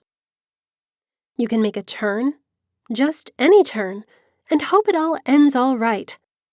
Those are reflexive, negligent reactions. You can retrace your steps and start again. We know what reversing the clock can seem like. Or you can pull over, look at a map, discuss the options with whoever else is in the automobile, get out and ask for help. The key is, you want to stop long enough to figure out how to proceed. You acknowledge that you have hit an unforeseen pivotal moment, uh-oh, and that you are possibly lost, really need to take a minute, think and feel before making the next step. This is the first step to finding your way. Now, let's better comprehend the psychological experience behind this image. We know that uh-oh moments are felt throughout transitional times in life. Teenage years, first jobs, marriage, first children. We come to many crossroads as we age. However, emerging maturity hits us on a much deeper existential level, just as if we were punched in the gut, at the core of who we are as people. Reckoning with our mortality feels less like making a new turn than facing the fact that this one might be our last. Bear in mind that these feelings may start on the surface.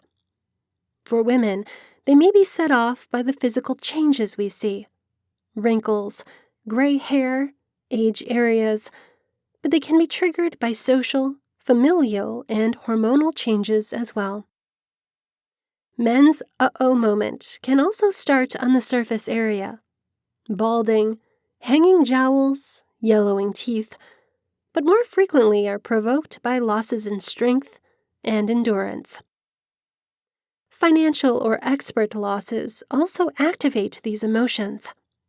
In some cases, they are stirred by a very serious illness, loss of a mate, or the death of a parent.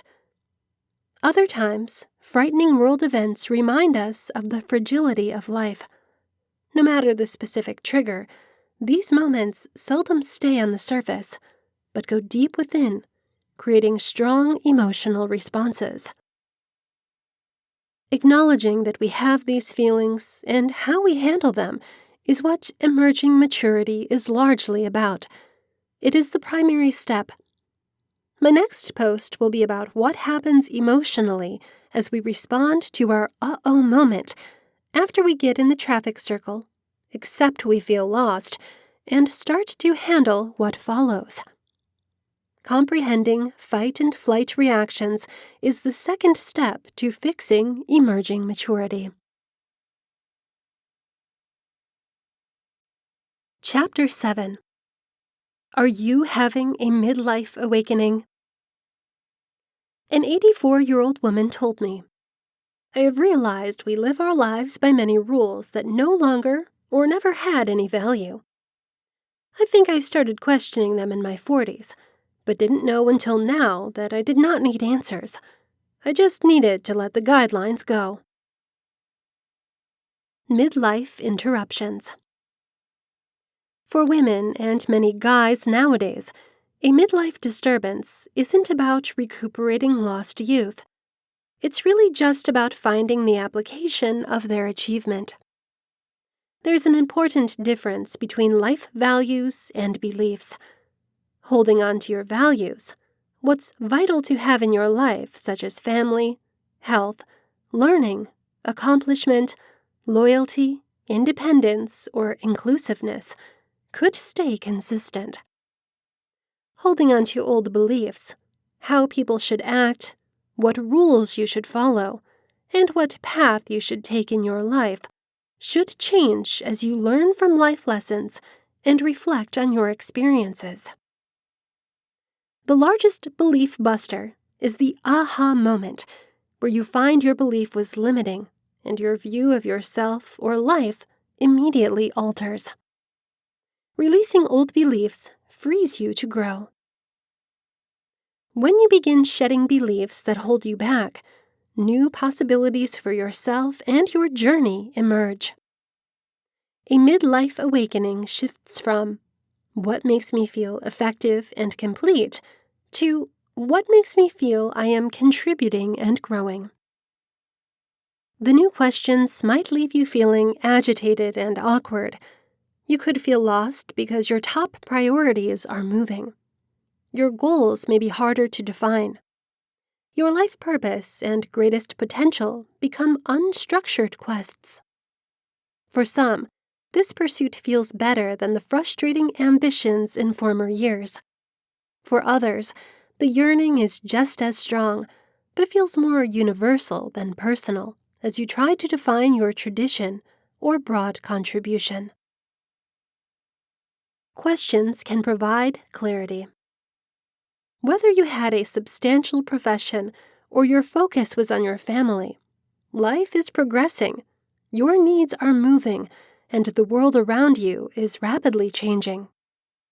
That may make you feel like a total stranger to yourself. Here are some questions that could help you embrace your restlessness rather than letting it feel disruptive, complicated, and scary. What have I achieved that I am very proud of? Do I feel there is something missing? What would make me happy now? What conversations am I having that bring me alive? What do I dare doing to be an active player rather than an observer in these discussions? What yearning is emerging in my life? What is weeping to be free? Which step can I take now to discover what is on the opposite side? Is there something I really need to leave behind and move on? This is a good time to talk with good friends who may be going through a similar experience. There's no need to tough it out on your own. Find a good friend who is also exploring, who won't judge the struggle you are experiencing. A very good coach who specializes in life transitions can help too. Be kind to yourself. Above all, do not let people tell you that you have no right to be unhappy with your life. It's all right to lose your balance when others think your life ought to be smooth cruising. It's fine to question your life's purpose. It's all right to say, "I do not know who I am." It is better to ask the questions and seek the answers than to live a life you didn't define for yourself. Sometimes you should lose yourself to find yourself. Some call this a midlife crisis. I call it an awakening. This has been Midlife Crisis: Men and Women Who Have a Midlife Awakening by Horton Knight, narrated by Sarah Owens.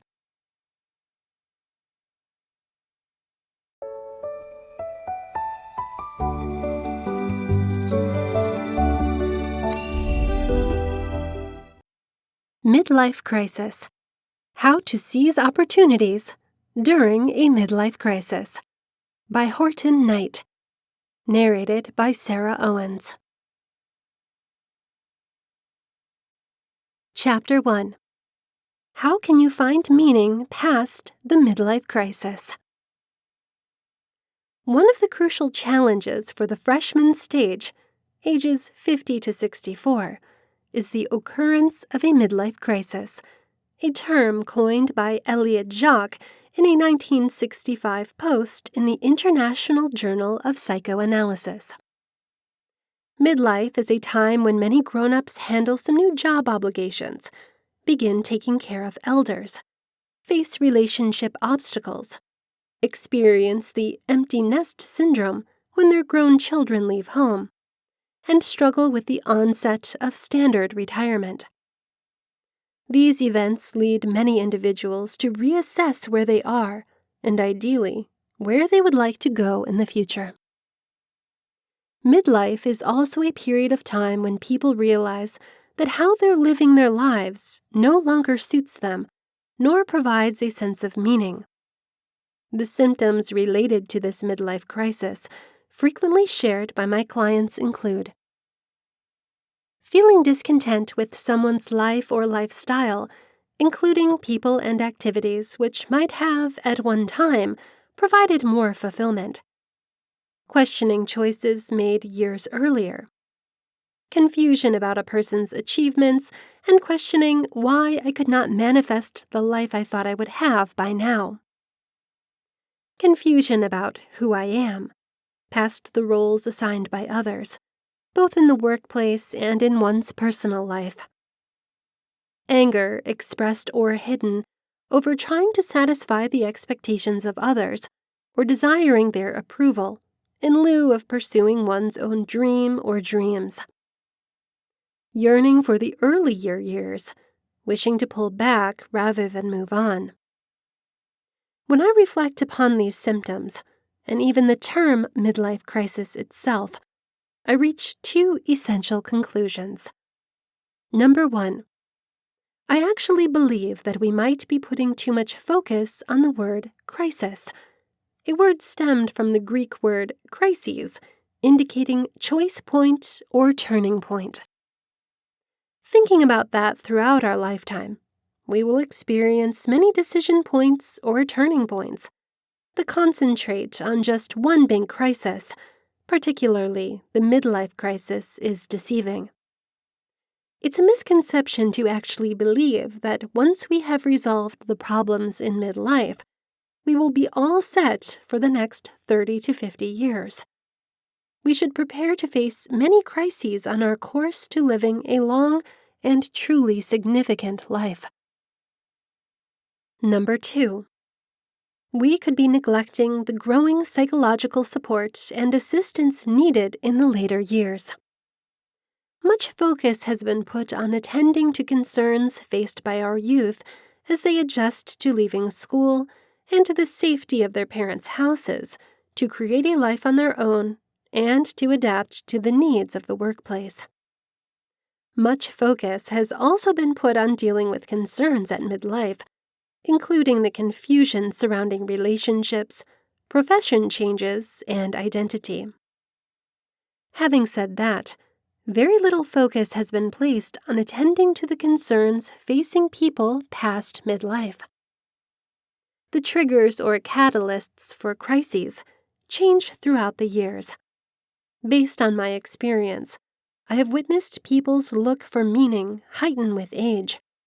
Perhaps that is a growing awareness of their death and that time is running out. Perhaps it's the shift from a focus on the external, desiring acceptance and approval from others, to the internal, wanting to understand their life's journey. Maybe it's the agitation when faced with the question, is that all there is?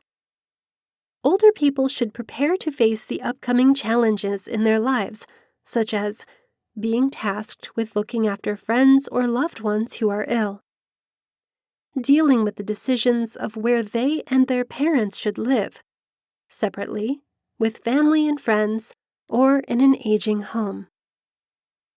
Learning to deal with death, and that includes death of loved ones. Fighting with social isolation and solitude, and questioning where they belong and who needs me. With work no longer the main source of identity, facing the question, who am I without my work? Desiring a new obstacle, having a problem with which direction they are supposed to choose concerning full-time, part-time work, or volunteering. Handling everyday decisions, specifically health and monetary concerns. So yes, I suggest that we move past labeling a senior as anyone from the age of 50 to 100. I also suggest we put the concept of the midlife crises in context. Life isn't a straight line. All of us will deal with a lifetime of obstacles, times to contemplate who we are and how we're living our lives, expecting that these challenges will continue to arise throughout our lifetime, specifically in the later years after the age of 65, is part of living a long and truly significant life. Chapter 2. Turning a midlife crisis into an opportunity. A real midlife crisis hits when overwhelming anxiety about aging combines with a person's natural and mental changes. While this confluence of events created chaos for some, it need not cause an emotional disaster for all. You can stop and backtrack your steps, returning from where you began.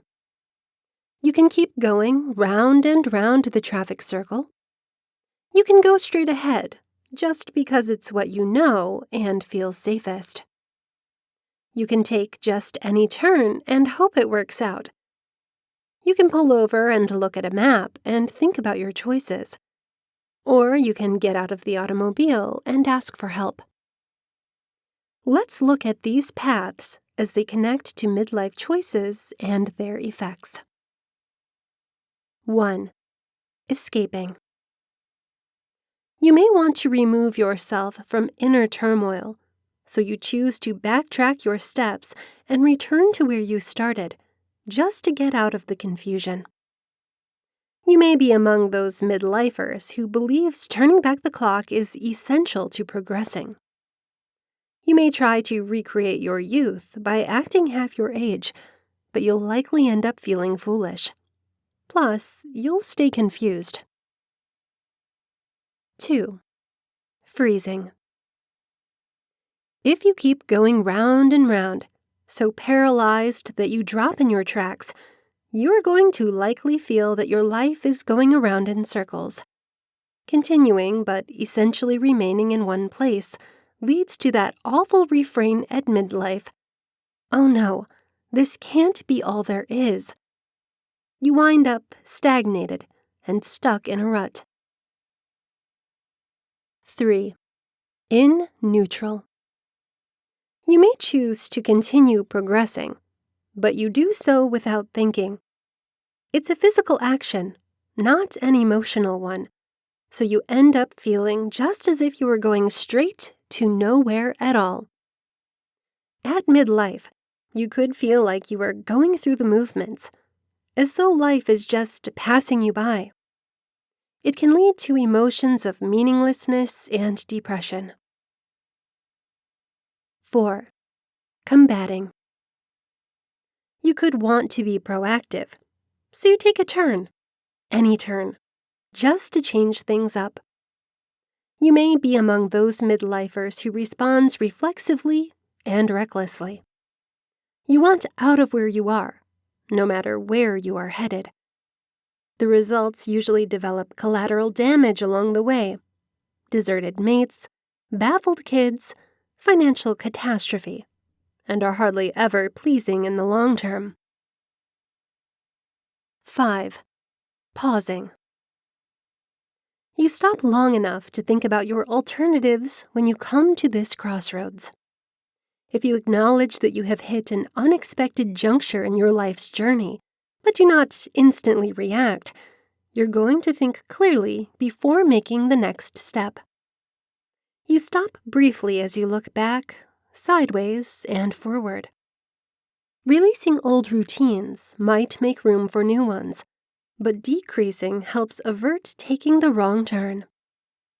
Time helps you understand that the instant goal is not just to move on, but to find your way to a long-lasting, rewarding course. 6. Pulling over. Even if you have been navigating through obstacles for most of your life, it may be time to connect for help. While you could feel temporarily lost, you acknowledge that the most essential immediate step is getting assistance instead of putting your foot to the pedal. You decide to share what you are feeling and thinking, and once you are clear about your alternatives, you can start progressing with greater confidence. Visualizing this crossroads highlights the value of using patience and courage to make conscious, thoughtful decisions. It reminds us to confront rather than run away, contemplate rather than battle, and be considerate rather than careless as we try to proficiently move on through this complicated time in our lives. While we may feel forced to take action to move the course of our lives, innovative ideas need to be realistic, not impossible. New habits need to be carefully crafted, rather than spontaneous. The key is to make progressive, gauged changes that have long-term probability for success. Large-scale studies show that as we go through middle age, our satisfaction with life tends to follow a U-shaped curve. We could head towards our 40s with anxiety, fear, and aggravation, hitting the most hard point at age 41. But as we head to our 50s and 60s, we tend to accept our aging process and ultimately rebound. For some, it could be the result of making significant changes to our life course. For others, it's gradual modifications that appear to happen naturally gradually. For most, it is a shift in expectations and finding ways to enjoy the life we have. Midlife could lead to a time of great, overpowering feelings, but self-evaluation can also be a favorable experience in the end. Rather than reacting reflexively, recognize and determine your anxiety. See the signs that a crisis could be coming. Keep away from issues by exploring your alternatives thoroughly and thoughtfully. Share your experience with others, and get help if you really need it. While there are no easy answers, if you follow these ideas, you are more likely to progress into the next phase of your life with restored vitality and strength. Chapter 3. Philosophy can help you out. Each of us has our own individual ups and downs, set off by life's thrills and setbacks, through changes in our families, work, and the wider environment of economics, politics, and social shifts. But when financial experts David Blanchflower and Andrew Oswalt evaluated surveys from across the world, they found again and again that average life fulfillment is highest in youth and in old age, with a considerable dip in the middle. On their chart, the line was U-shaped. Our mid-40s are the sloth of despond. Why is this? There are tons of useful reasons that midlife can be rough. Many of us are carrying in two directions, with dependent kids at home and aging parents also needing our attention. Meanwhile, we're no longer in the amazing early years of career building and homemaking, when anything appears possible, but we don't see the ease and liberties of retirement on the horizon. Even the modest aspirations of good looks and fitness need ever greater efforts on our part as we resist the inescapable. But it's not just the functionalities which get us down in midlife. MIT philosophy professor Kirian Satya precociously started to feel a sense of midlife dilemma in his 30s. By all outward steps, things were going well for him. He had everything in place, which includes family and a satisfying career. By his own requirements, his life was a success. Yet, as he writes, "When I stopped briefly to ponder the life I had worked so hard to build, I felt a befuddling mix of nostalgia, remorse, claustrophobia, empty space, and fear." True to his calling, Satya looked for options to his situation by delving into the philosophical classics, and the outcome of his fantastic new book, MIDLIFE, A Philosophical Guide, Princeton University Press. Some of us reach midlife with definitive remorses, realizing that we had taken the wrong course professionally or romantically. Though, as Satya explains, even the ones who are lucky enough to have kept away from significant errors can feel deep unease. It's not that I think I would have been happier accepting that job overseas, or wedding my high school sweetie, or remaining in the town where I grew up. Yet, there's unhappiness in not understanding those alternative lives, in losing track of how things could have been very different. Satya's advice is to accept that those are undoubtedly losses, but that such loss is the cost of the richness of our current lives. The only way to keep away from this lingering curiosity about alternatives would be to have exceptionally repaired, narrow tastes, to be capable of delighting in only one kind of life, able to reject all other options without a reservation. And if you were that sort of person, you would be less able to appreciate the life you are actually living, in all its texture and intricacy. How then can we clamber up out of the U-shaped trough, enjoying the life we have, without ignoring the lives we might have had? Satya eloquently reminds us that we should make time for atelectic activities. That is to say, things that we provide for their own sake, not simply as a means to some later achievement or purpose. An atelic activity could be something as easy as listening to music, having fun with your kids, or taking a walk. When you are listening to music you love, then you aren't postponing satisfaction. You're already doing what matters. If you are disrupted or distracted, your time was not lost. You were not listening to the music only so as to get to the end. On the other hand, a telic life, which is directed totally to accomplishing objectives, will eventually feel empty because we reach our goals and think, now what? As Satya values, a functioning life needs to be both long-term and short-term objectives. Otherwise, how would the supper get made and the lease make money? And some necessary tasks are just boring or nasty, no matter which way we look at them. But where we can, we should value our activities for their own sake, taking a walk in order to take a walk, not just to get our step count up, and playing with our children in order to play with our kids, not just to enhance our relationship or improve their motor skills. As I became older, I also read a really different book about midlife, Miranda Sawyer's Out of Time, 4th Estate, 2016. Sawyer is an effective British reporter and broadcaster who led a carefree, wild child existence through her 20s and 30s, then found herself settled in her late 40s with a sense of despair in spite of her fulfilling family and expert life. Sawyer's book is more intimate than Satia's.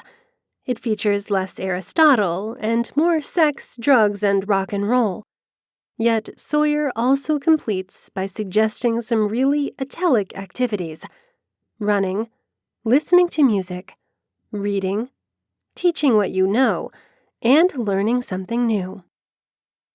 There is no single solution to the midlife crisis, but self-help means spending at least some of your time focused on what you are doing at this moment, and doing it for its own sake, instead of delving into the past or planning for the future. Both Sawyer and Satia are fans of getting lost in a really good book, and both have provided us with the chance to do just that. Chapter 4.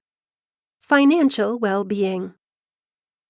No, I'm not talking about red convertibles or 50-somethings looking for love in all the wrong spots.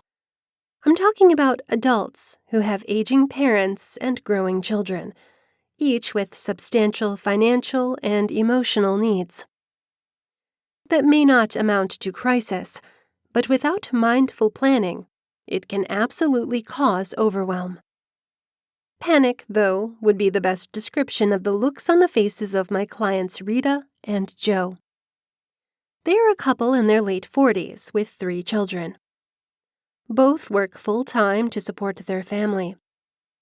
Joe as a self-employed computer technician, and Rita as an administrative assistant for a major health supply firm. Everything had been going along fine, till all of a sudden, it seemed midlife financial dilemma set in. Our eldest starts college in a year, and Rita's mother needs financial and physical assistance. We really need Rita's salary, but she is torn because her mom can actually help use her too. Truthfully, we want to help, but are really stressed over our own retirement too, Joe says, his voice cracking. Their story is all too common. Joe's statements await the air. Rita steps nervously in to feel the silence. Michael, there are so many issues at this moment. We do not even know where to begin. As our monetary coordinator, we are seeking to you for some direction. Joe shakes his head and looks down at the table. John begins college next year. Katie, 2 years later. That is 2 in college at one time. Rita's mother can hardly make ends meet. Her health is starting to fail.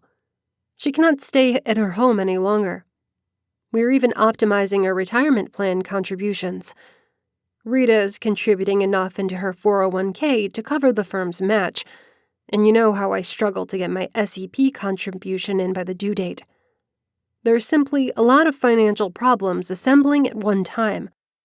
Honestly, we are near panic.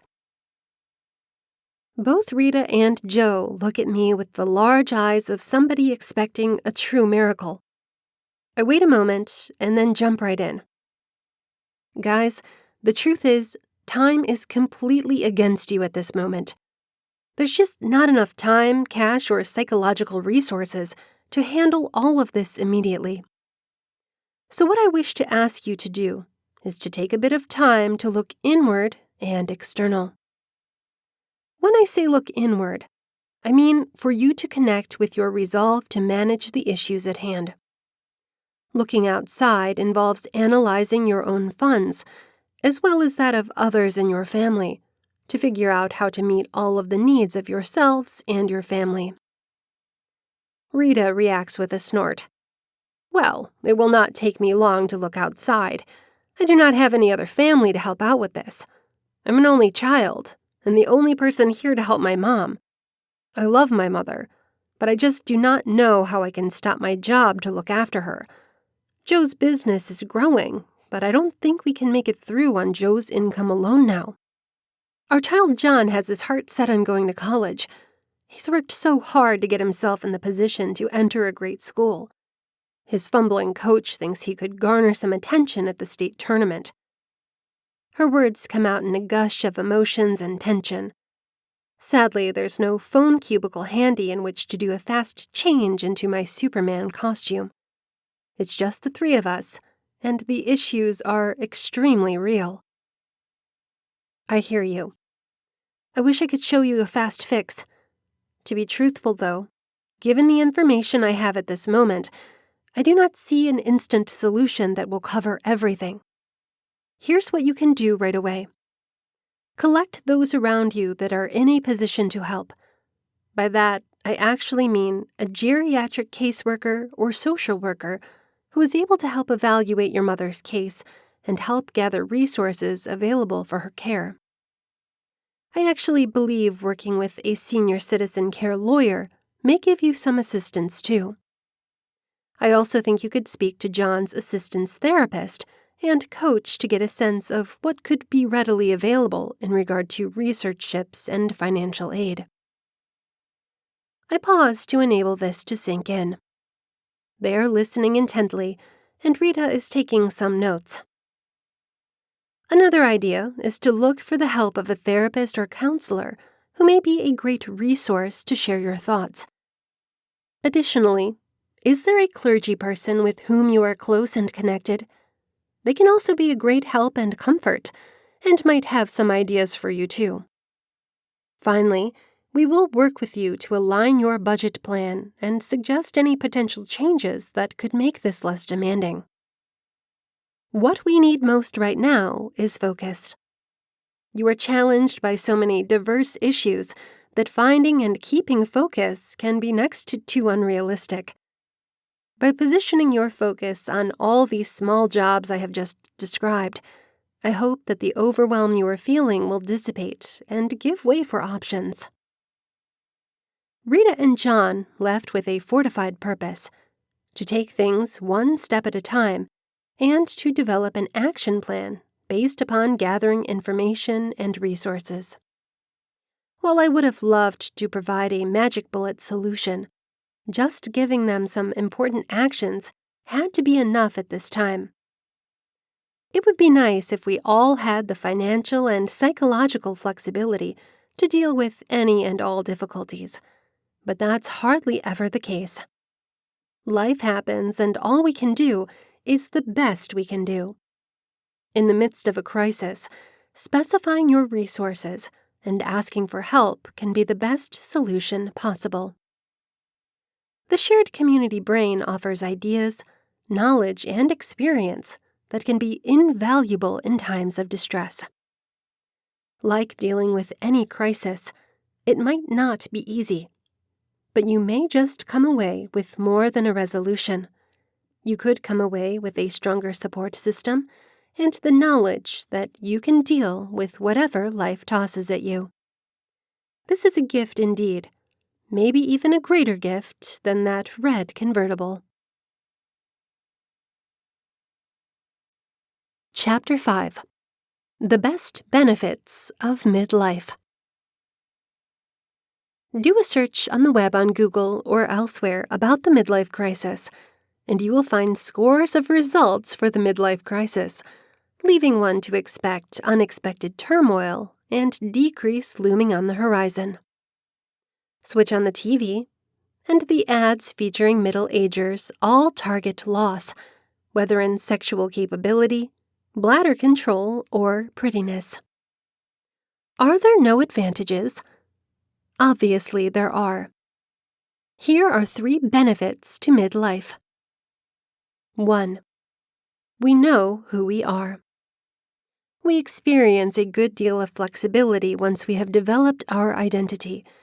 Midlife is our chance to pursue the interests and relationships we connect with our sense of self. Uncertainties wane, and confidence and work and outside interests increase at the time of midlife. This is a time when we end up being comfortable in our own skin, with our characters.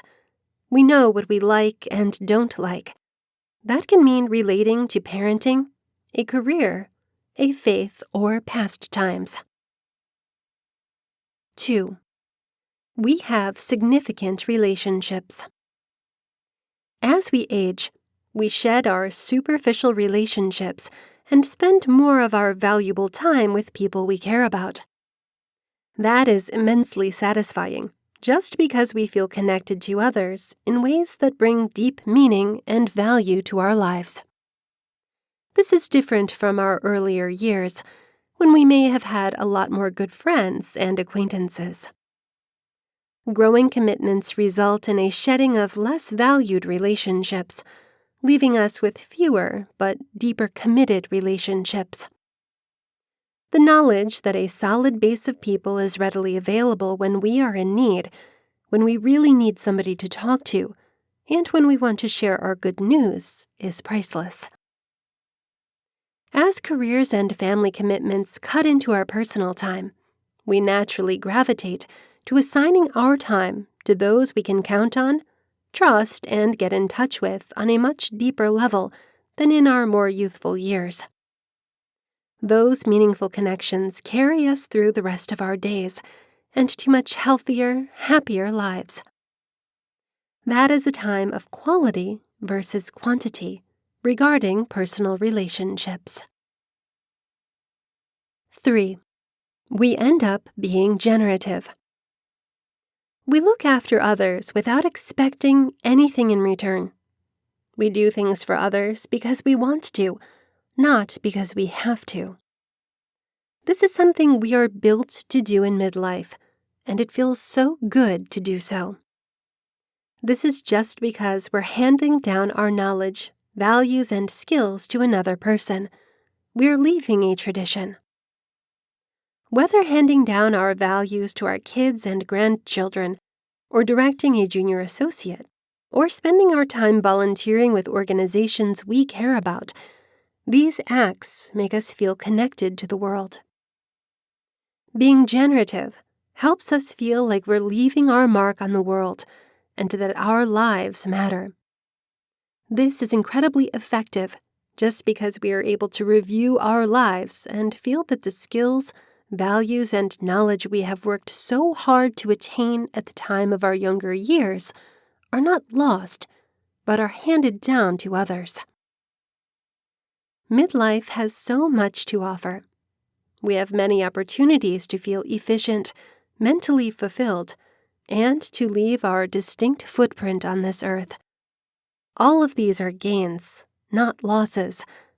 Those are midlife satisfaction, rather than midlife crises. Identity, meaningful connections, and generativity are 3 things we cannot buy, but they offer us more than wealth than our youthful selves could ever imagine. Chapter 6. The leading 10 midlife tips for staying away from ugly aging. The following 10 rules are just one striving senior's best guesses at how to offset the natural buildup of pulls that pull seniors from wisdom. Don't live for how you'll look back on your life. We intuit that the good life is one you'll look back on happily, and the bad life is one you'll reflect on regretfully. We live for a wonderful deathbed scene and a well-attended, wholehearted funeral service. Living for how you will review life is a lot like working like a pet dog all your healthy years so you can enjoy yourself when you're too decrepit to have a great time. Do not worry about the end game. Many of them are untidy.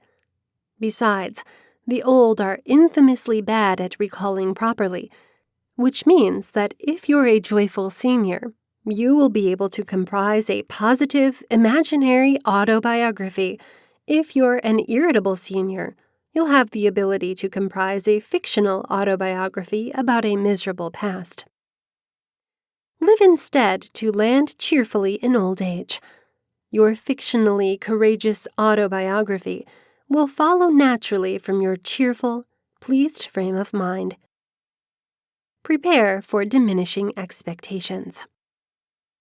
In some way between now and 90, you're going to have to diminish your expectations to where having a really good poop is a productive day. By all means, aspire, reach, and hold high your expectations. Count your blessings, the glass half full, and stretch for more. Your glass half empty, but know that in the end, everybody has to get a shorter glass, one that feels brimming with less in it. Appreciate your day in the sun, and don't expect to be preserved in the manner to which you're accustomed. You will over and underestimate how fast you're aging. Somewhere between 8 and 30, most of us end up being grown-ups. At the time of that growth stage, we are moving targets, and as such, are hard to read precisely. Adults will over and underestimate young people's maturity, expecting them to do things they are not ready to do, and keeping them from doing things they're more than ready to do. It drives the children insane, but that is what they get for changing so significantly. Likewise, somewhere between 45 and 90, the majority of us become children again. During that diminishing phase, we're moving targets again and will tend to over and underestimate how fast we are aging. It will drive us insane, but that's what we get for changing so considerably. Do you remember the midlife crisis? It'll return with a vengeance. We talk of a woman's biological rhythm. Well, by now, there is a sociological clock, too, and it ticks for all of us. The sense that we better make our mark before it's too late. Somewhere midlife, tons of us recognize how little mark we have made. Midlife crisis causes some expectancy readjustment, but if you're lucky enough to have more healthy years, you do not actually hear the bell toll. You'll just anticipate it abstractly. By 70, the bell ends up being real. Expect it. Expect to be unhappy with your achievements, specifically now, given the particular era we're enduring. The world has never had more people more free to express themselves, preparing for honor, success, and recognition. Percentage-wise, the number of us who make a long-lasting mark is down in the decimal dust. The tide of civilization will wash practically all of us away. Our names forgotten in no time. Our achievements swept up in days. Contemplate the moment in the parking lot after your funeral, most people saying, "Nice service. Now, where should we go for supper?" Practice striving, but also letting go. Wisdom is not like an AARP subscription. At 50, they send you an AARP card, main membership in the American Association of Retired People. Still, they do not send you a wisdom card. You are not wise simply because you're old, so be careful not to succumb to your own clever camouflage. The beard, the gray hair, the craggy features. You'll want to be talked to, but more frequently, the questions you'll get are charity, not curiosity. Which is not saying quit on seeking knowledge. Seek it. Try to find meaning of it. Dedicate yourself to being a connoisseur of it. Being wise by not announcing yourself wise, but by studying and self-undermining the easy postures of wisdom. There's no better use of seniority than pursuit of wisdom. No worse abuse of seniority than easy claims to have found it. A much shorter future means a lower reward from changing. Don't error your lack of inspiration for a principled dedication to the proper way to live. You can teach an old pet dog new tricks, but why bother? After all, how many years do they have left to show them off? While the best and brightest seniors cultivate new skills as long as they can, there will be a propensity to hardening of the smarteries. Seniors set in their ways because changing them is just not worth the time and effort, given how little time they have left to support the changes they have made. That's okay. The young accommodate persistent old folks because they intuit that it's not really worth encouraging them to change. Still, we do the young a compassion by not pretending our intransigence is a principled position. Admit that the payoff isn't worth it, rather than firmly insisting that you will not change because you are already right. Youths will not find your hot new insights as hot and new as you did. You were on the cutting edge of a crucial movement back in the middle of the last century. But what was then considerably new is by now old hat. Just when you discovered the true meaning of life, they change it.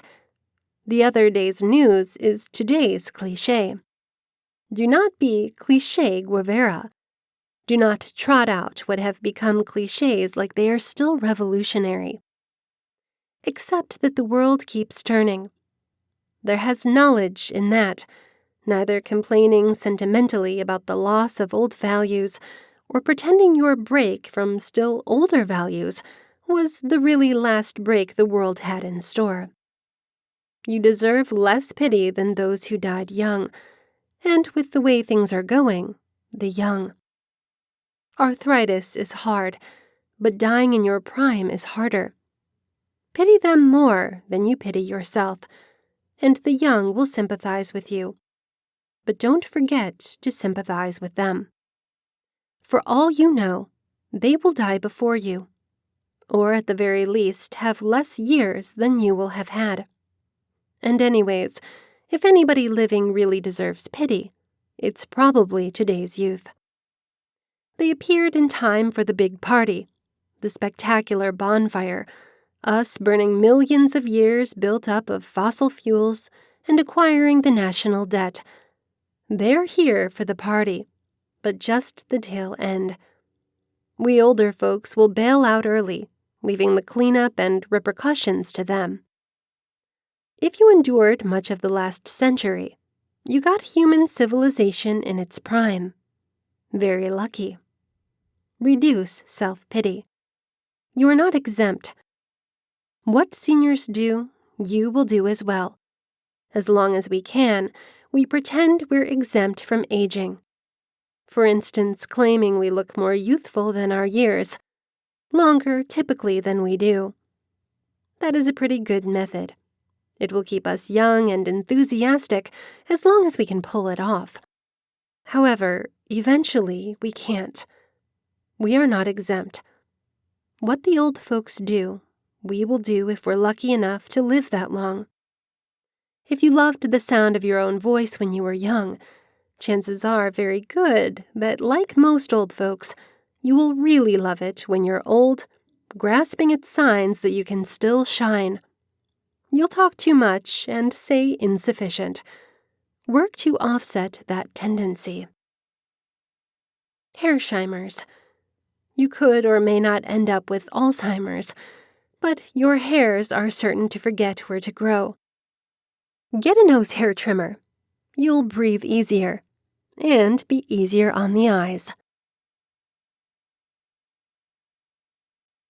Chapter 7. The 3 Risk Elements for Midlife Marital Collapse.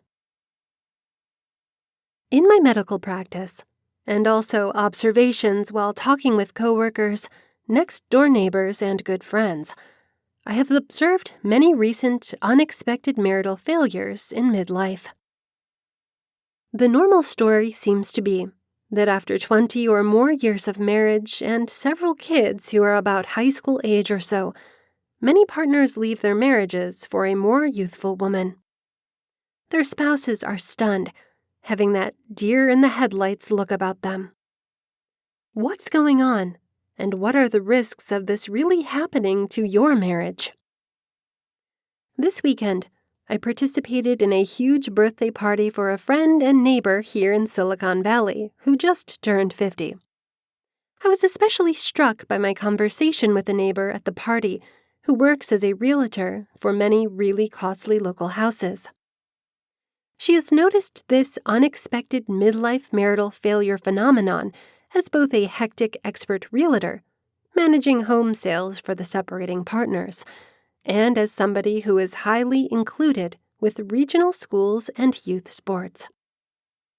Although she's about to turn 50 herself and is attractive, skilled, personal, and active, she jokingly frets that she too might get an unforeseen surprise from her husband sooner or later, given the fact that this has happened to so many people that she knows. An abundance of research gives insight into the factors that contribute to marital fulfillment and longevity. You might want to look at the research at John Gottman at the University of Washington, David Buss at the University of Texas, Austin, for a few of many examples. While I certainly can't attend to all of the available research in this quick post, I want to highlight 3 crucial risk factors to problems in midlife marriage: narcissism, impractical expectations, and the lack of guardrails for conduct. Narcissism. We certainly do live in more and more of a conceited culture. There's much written on this subject, and many Psychology Today article about this problem too. In a nutshell, if every little thing is really all about you and your needs, it ends up being difficult, if not unrealistic, to effectively work out the give and take of marriage and family life over many years. Most narcissistic men seem to really believe that they can do better and seek the excitement, novelty, and appreciation found with a much more youthful and perhaps more appealing sexual partner. They do not seem to have empathy for their spouse, children, and the others affected by their choices. If they have resources and options, they will use them to get what they want. Unrealistic expectations. Our fixation with personal fulfillment and attention to the lives of stars modeling an attractive life provides social comparisons that suggest that we should be happy and gratified at all times in our marital relationships. If we aren't meeting these high expectations, then we presume that there is something wrong with our marriage and that, in our throwaway culture, we should just change the old spouse with a new and better one. Absence of guardrails for behavior. In our really mobile civilization, and with fewer civic and spiritual institutional influence in our lives nowadays, we have the freedom to live as we wish, with few societal guide rails keeping conduct in check.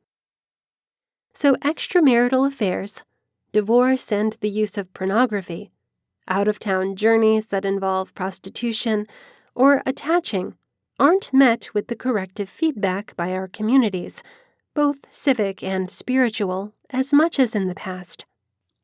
Hence, our personal flexibilities which we enjoy have a downside, in that we have less and fewer checks and balances, or guardrails, on behavior. There are no simple options to these obstacles, but maybe if we are well aware of these crucial 3 risk elements, to name a few, we can try to nip potential marital difficulties in the bud and reduce the unanticipated surprise of a midlife marital breakdown. Chapter 8. How Midlife Turmoil Develops Your Biggest Self.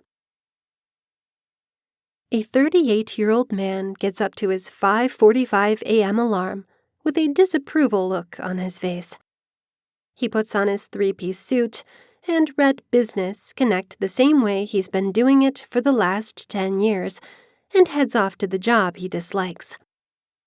He duplicates, repeats, and repeats until one day, quickly after his dad's passing, he quits his job and purchases a glossy new red convertible to drive cross-country in search of adventure. Have you heard of this before? This is the stereotypical story that the majority of people think of when they hear the term midlife crisis. In reality, the experiences people have will manifest in countless different ways. There is no stereotype, but the underlying emotions are normally the same: fear, confusion, anxiety, and a topsy-turvy feeling as if the world was turned upside down. Obviously, there are some specialists who deny that the midlife crisis exists. Others believe that it is a natural and inevitable part of life. For people who are presently experiencing a midlife crisis, it doesn't actually matter what specialists actually believe. The only thing that is necessary are the lessons learned a lot from it, which hopefully my personal story can help with. While I could not have experienced a midlife crisis per se, I definitely felt a strong push to change. As my husband and I approached 40, we noticed more gray hairs, additional weight, wrinkles, and we needed longer arms to read well. It was a time of disassembling. It was also a time for seeing the light and for renewal. At the time of the course of our early 40s, we reassessed our careers and what we liked to do. We took up karate and achieved brown belts. We opened up a nation store in the Appalachian Mountains where we did more social work than ever before. We followed our dreams. In the quest for ourselves, we dismantled the people we had become in order to please parents, grandparents, and kids. We now resembled ourselves and included all of the parts formerly wanted or unwanted. The new reassembled people were far more than the old ones could ever intend to be: better, more stable, more skilled, more simple, and with more to offer. With this approval of the good, the bad, and the ugly, the weight of the world was lifted off of our shoulders. From my expert experience, specializing in family trauma, and personal experience, I really believe that midlife is typically primed for varying levels of chaos and amazing transitions. Without flop, people refer to you as sir or ma'am in the checkout line. Your parents or caretakers are getting older, which brings the topic of mortality to a personal level never ever realized before. Kids grow up and leave for college. You witness that life is moving faster each day, and that there are only X number of years left to reach your dreams. You are pushed to see what really matters. With all this barreling down on us, the key is to try to find the clues that you're being given. Deep down inside, you know what you need. You know who you are. You just need to listen thoroughly and follow the guidelines. Think of midlife as a roller coaster ride. If undesirable or pushed onto the ride, it can be exceptionally scary or disorderly. However, if you want to get on, strap yourself in and embrace the twists and turns. The daring feelings that result will help you develop your biggest self and realize the full potential of who you can be. Chapter 9: Grieving and Reinvention in Midlife. It's a cliché that at midlife we're transforming ourselves. For those with children, it is a simple cliché to understand because our parental role changes so drastically as our children grow up. We were accustomed to being needed on a daily basis, but teens and adult kids no longer need us in the same way. This change in our relationship to our kids naturally requires some reinvention of other elements of our lives. Many different transitions typically happen at the time of the years from about 45 to 55. Our situation depends on where we have come from, whether we are male or female, our social and financial resources, and a great amount of luck. We might be awarded a promotion at the pinnacle of our working life. We may find ourselves reluctantly jobless. We may meet up with an old flame, divorce and remarry, recommit to our collaboration, decide to be celibate, or finally meet the love of our lives. We might be forced to relocate or happily decide to scale down. At around this age, many of us see our physical aging. For the first time, we may be detected with a chronic illness, such as arthritis or high blood pressure, or at least we start to endure a series of small pushes from tennis elbow, carpal tunnels, acid refluxes, root canals, and bunions. We have to wear reading glasses, check out the pediatric doctor, take medications, and skip out on dessert. And the majority of us find that we have friends and loved ones with serious illness, or even sadder, that we have more funerals to go to. Each of us has our own personal ways we know we're aging, and we feel the little and in some cases, big losses this involves every day. Reinvention sounds magnificent and amazing, suggesting new possibilities and opportunities, a new you. But in some cases, we just feel miserable, disoriented, and overwhelmed by attempting to look forward when we feel weighed down and yanked back. What I am finding in my own life and those of friends and others who have shared their stories with me is the following. In some cases, the reinvention must be accompanied by mourning, a natural reaction to the losses that come at the time of life shifts. For some of us, a period of depression sets in following difficult losses or transitions. We know we're depressed when things just don't seem to matter much any longer, when we are feeling tired and sleep does not help much, when we feel helpless or pointless. This isn't something we should try to manage alone. We need to see a psychological health expert or our doctor and look for support. Most of us are not depressed, but we do feel the bittersweet nature of getting older. And making our way to reinvention is best done along two paths all at once or in shifting succession. In bereavement research, the term for this is double process coping. Benet et al., 2010, Richardson, 2010, Strobe and Shute, 1999. One course at the same time is grieving the losses actively, feeling the sadness and longing, wistfully thinking of how things used to be and no longer are, to put it simply, grieving. The other course involves remediation, creating a new normal, taking part in activities, making plans, the reinvention of life after loss. The bereaved individual fluidly shifts from one course to the other. I'm not suggesting that aging is the equivalent to bereavement, but this double process coping seems to me to be the way of midlife.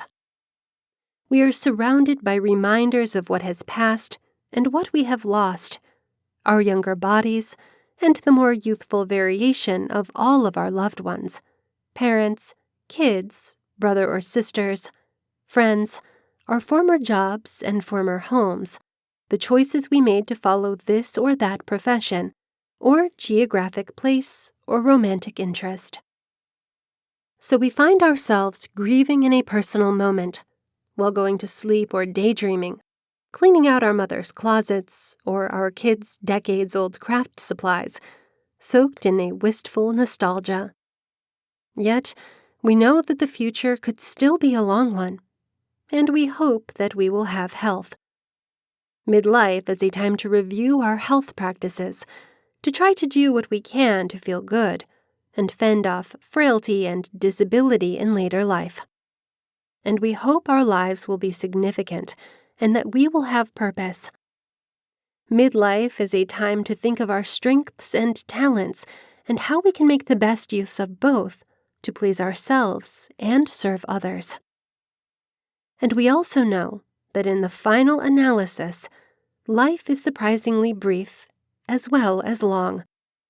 Midlife is a time to dust off our hopes and dreams, our pale lists, to see where we stand. We assess the past and grieve what we can no longer have or be, but we see reinvention in the possibilities ahead. This has been Midlife Crisis: How to Seize Opportunities During a Midlife Crisis by Horton Knight. Narrated by Sarah Owens.